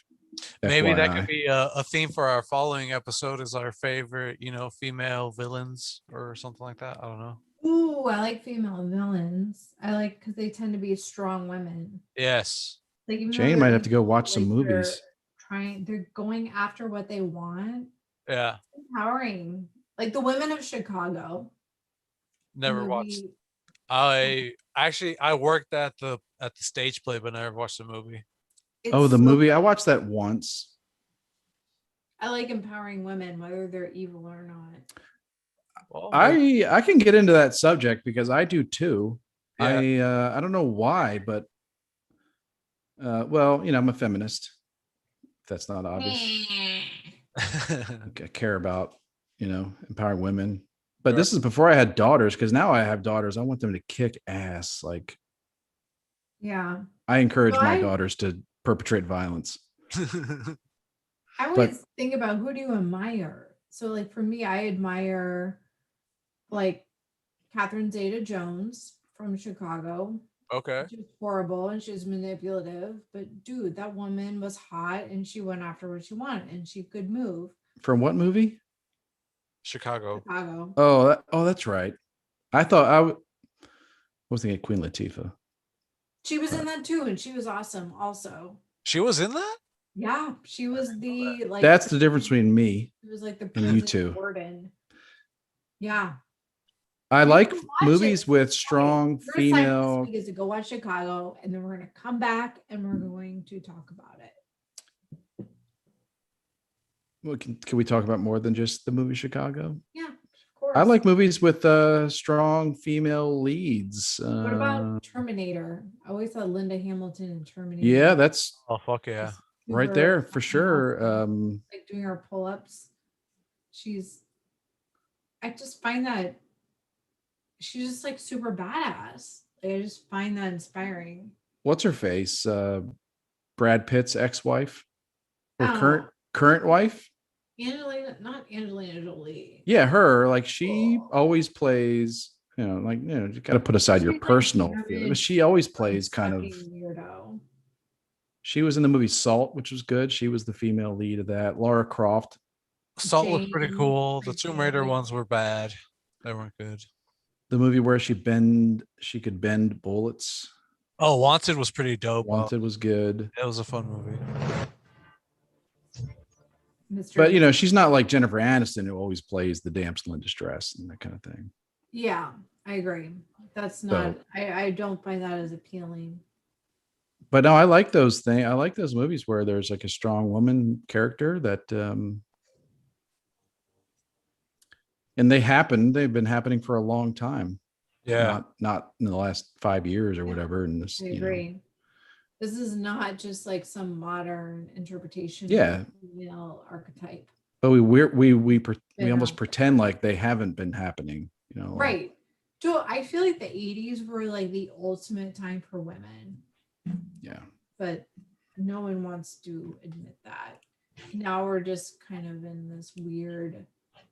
The Devil Wears Prada, one of my all-time favorite movies I've never seen. I've never seen that movie. I've never seen that movie. Yeah. I've seen it. Well, It's about time to wrap it up, you think? yeah, we've It's been late. on 3 hours now. But I think that it would be a good theme for the next episode. A nice palate cleanser. Sure. Yeah. So everyone go out there, do their research, get their list ready. I'm gonna Google it Yeah, Like- for 45 minutes before the show starts next week. sure. No, I can come up. I'm kind of curious because I do have that thought. Like I like that. And I'm already assembling a list in my mind right now. I'm gonna put it down on paper so I don't forget. but you could also get in trouble because if you suggest to a woman like, hey, we should watch this because there's a really strong woman lead, they're like, What the fuck? yeah, like, what are you saying? For sure. Well, On the combative chicks, like chicks that are like just kind of seem to be predisposed to like catch you doing wrong. They're out there. They're out there, they're watching. What? Not What? you, Jane. hmm? Not you. You were doing scrunchy face at me. Scrunch your face. I'm gonna bounce and get some food going. Yeah, I'm Yeah, gonna go to take an Ambien and go to sleep. it's 9:30. It's been a blast, guys. Or I'm gonna eat a bunch of cereal. Yeah, All right. after I take an Ambien. Good night, guys. All right, take it Bye. easy. Good night. Thanks everybody for watching. watching, listening, hanging in.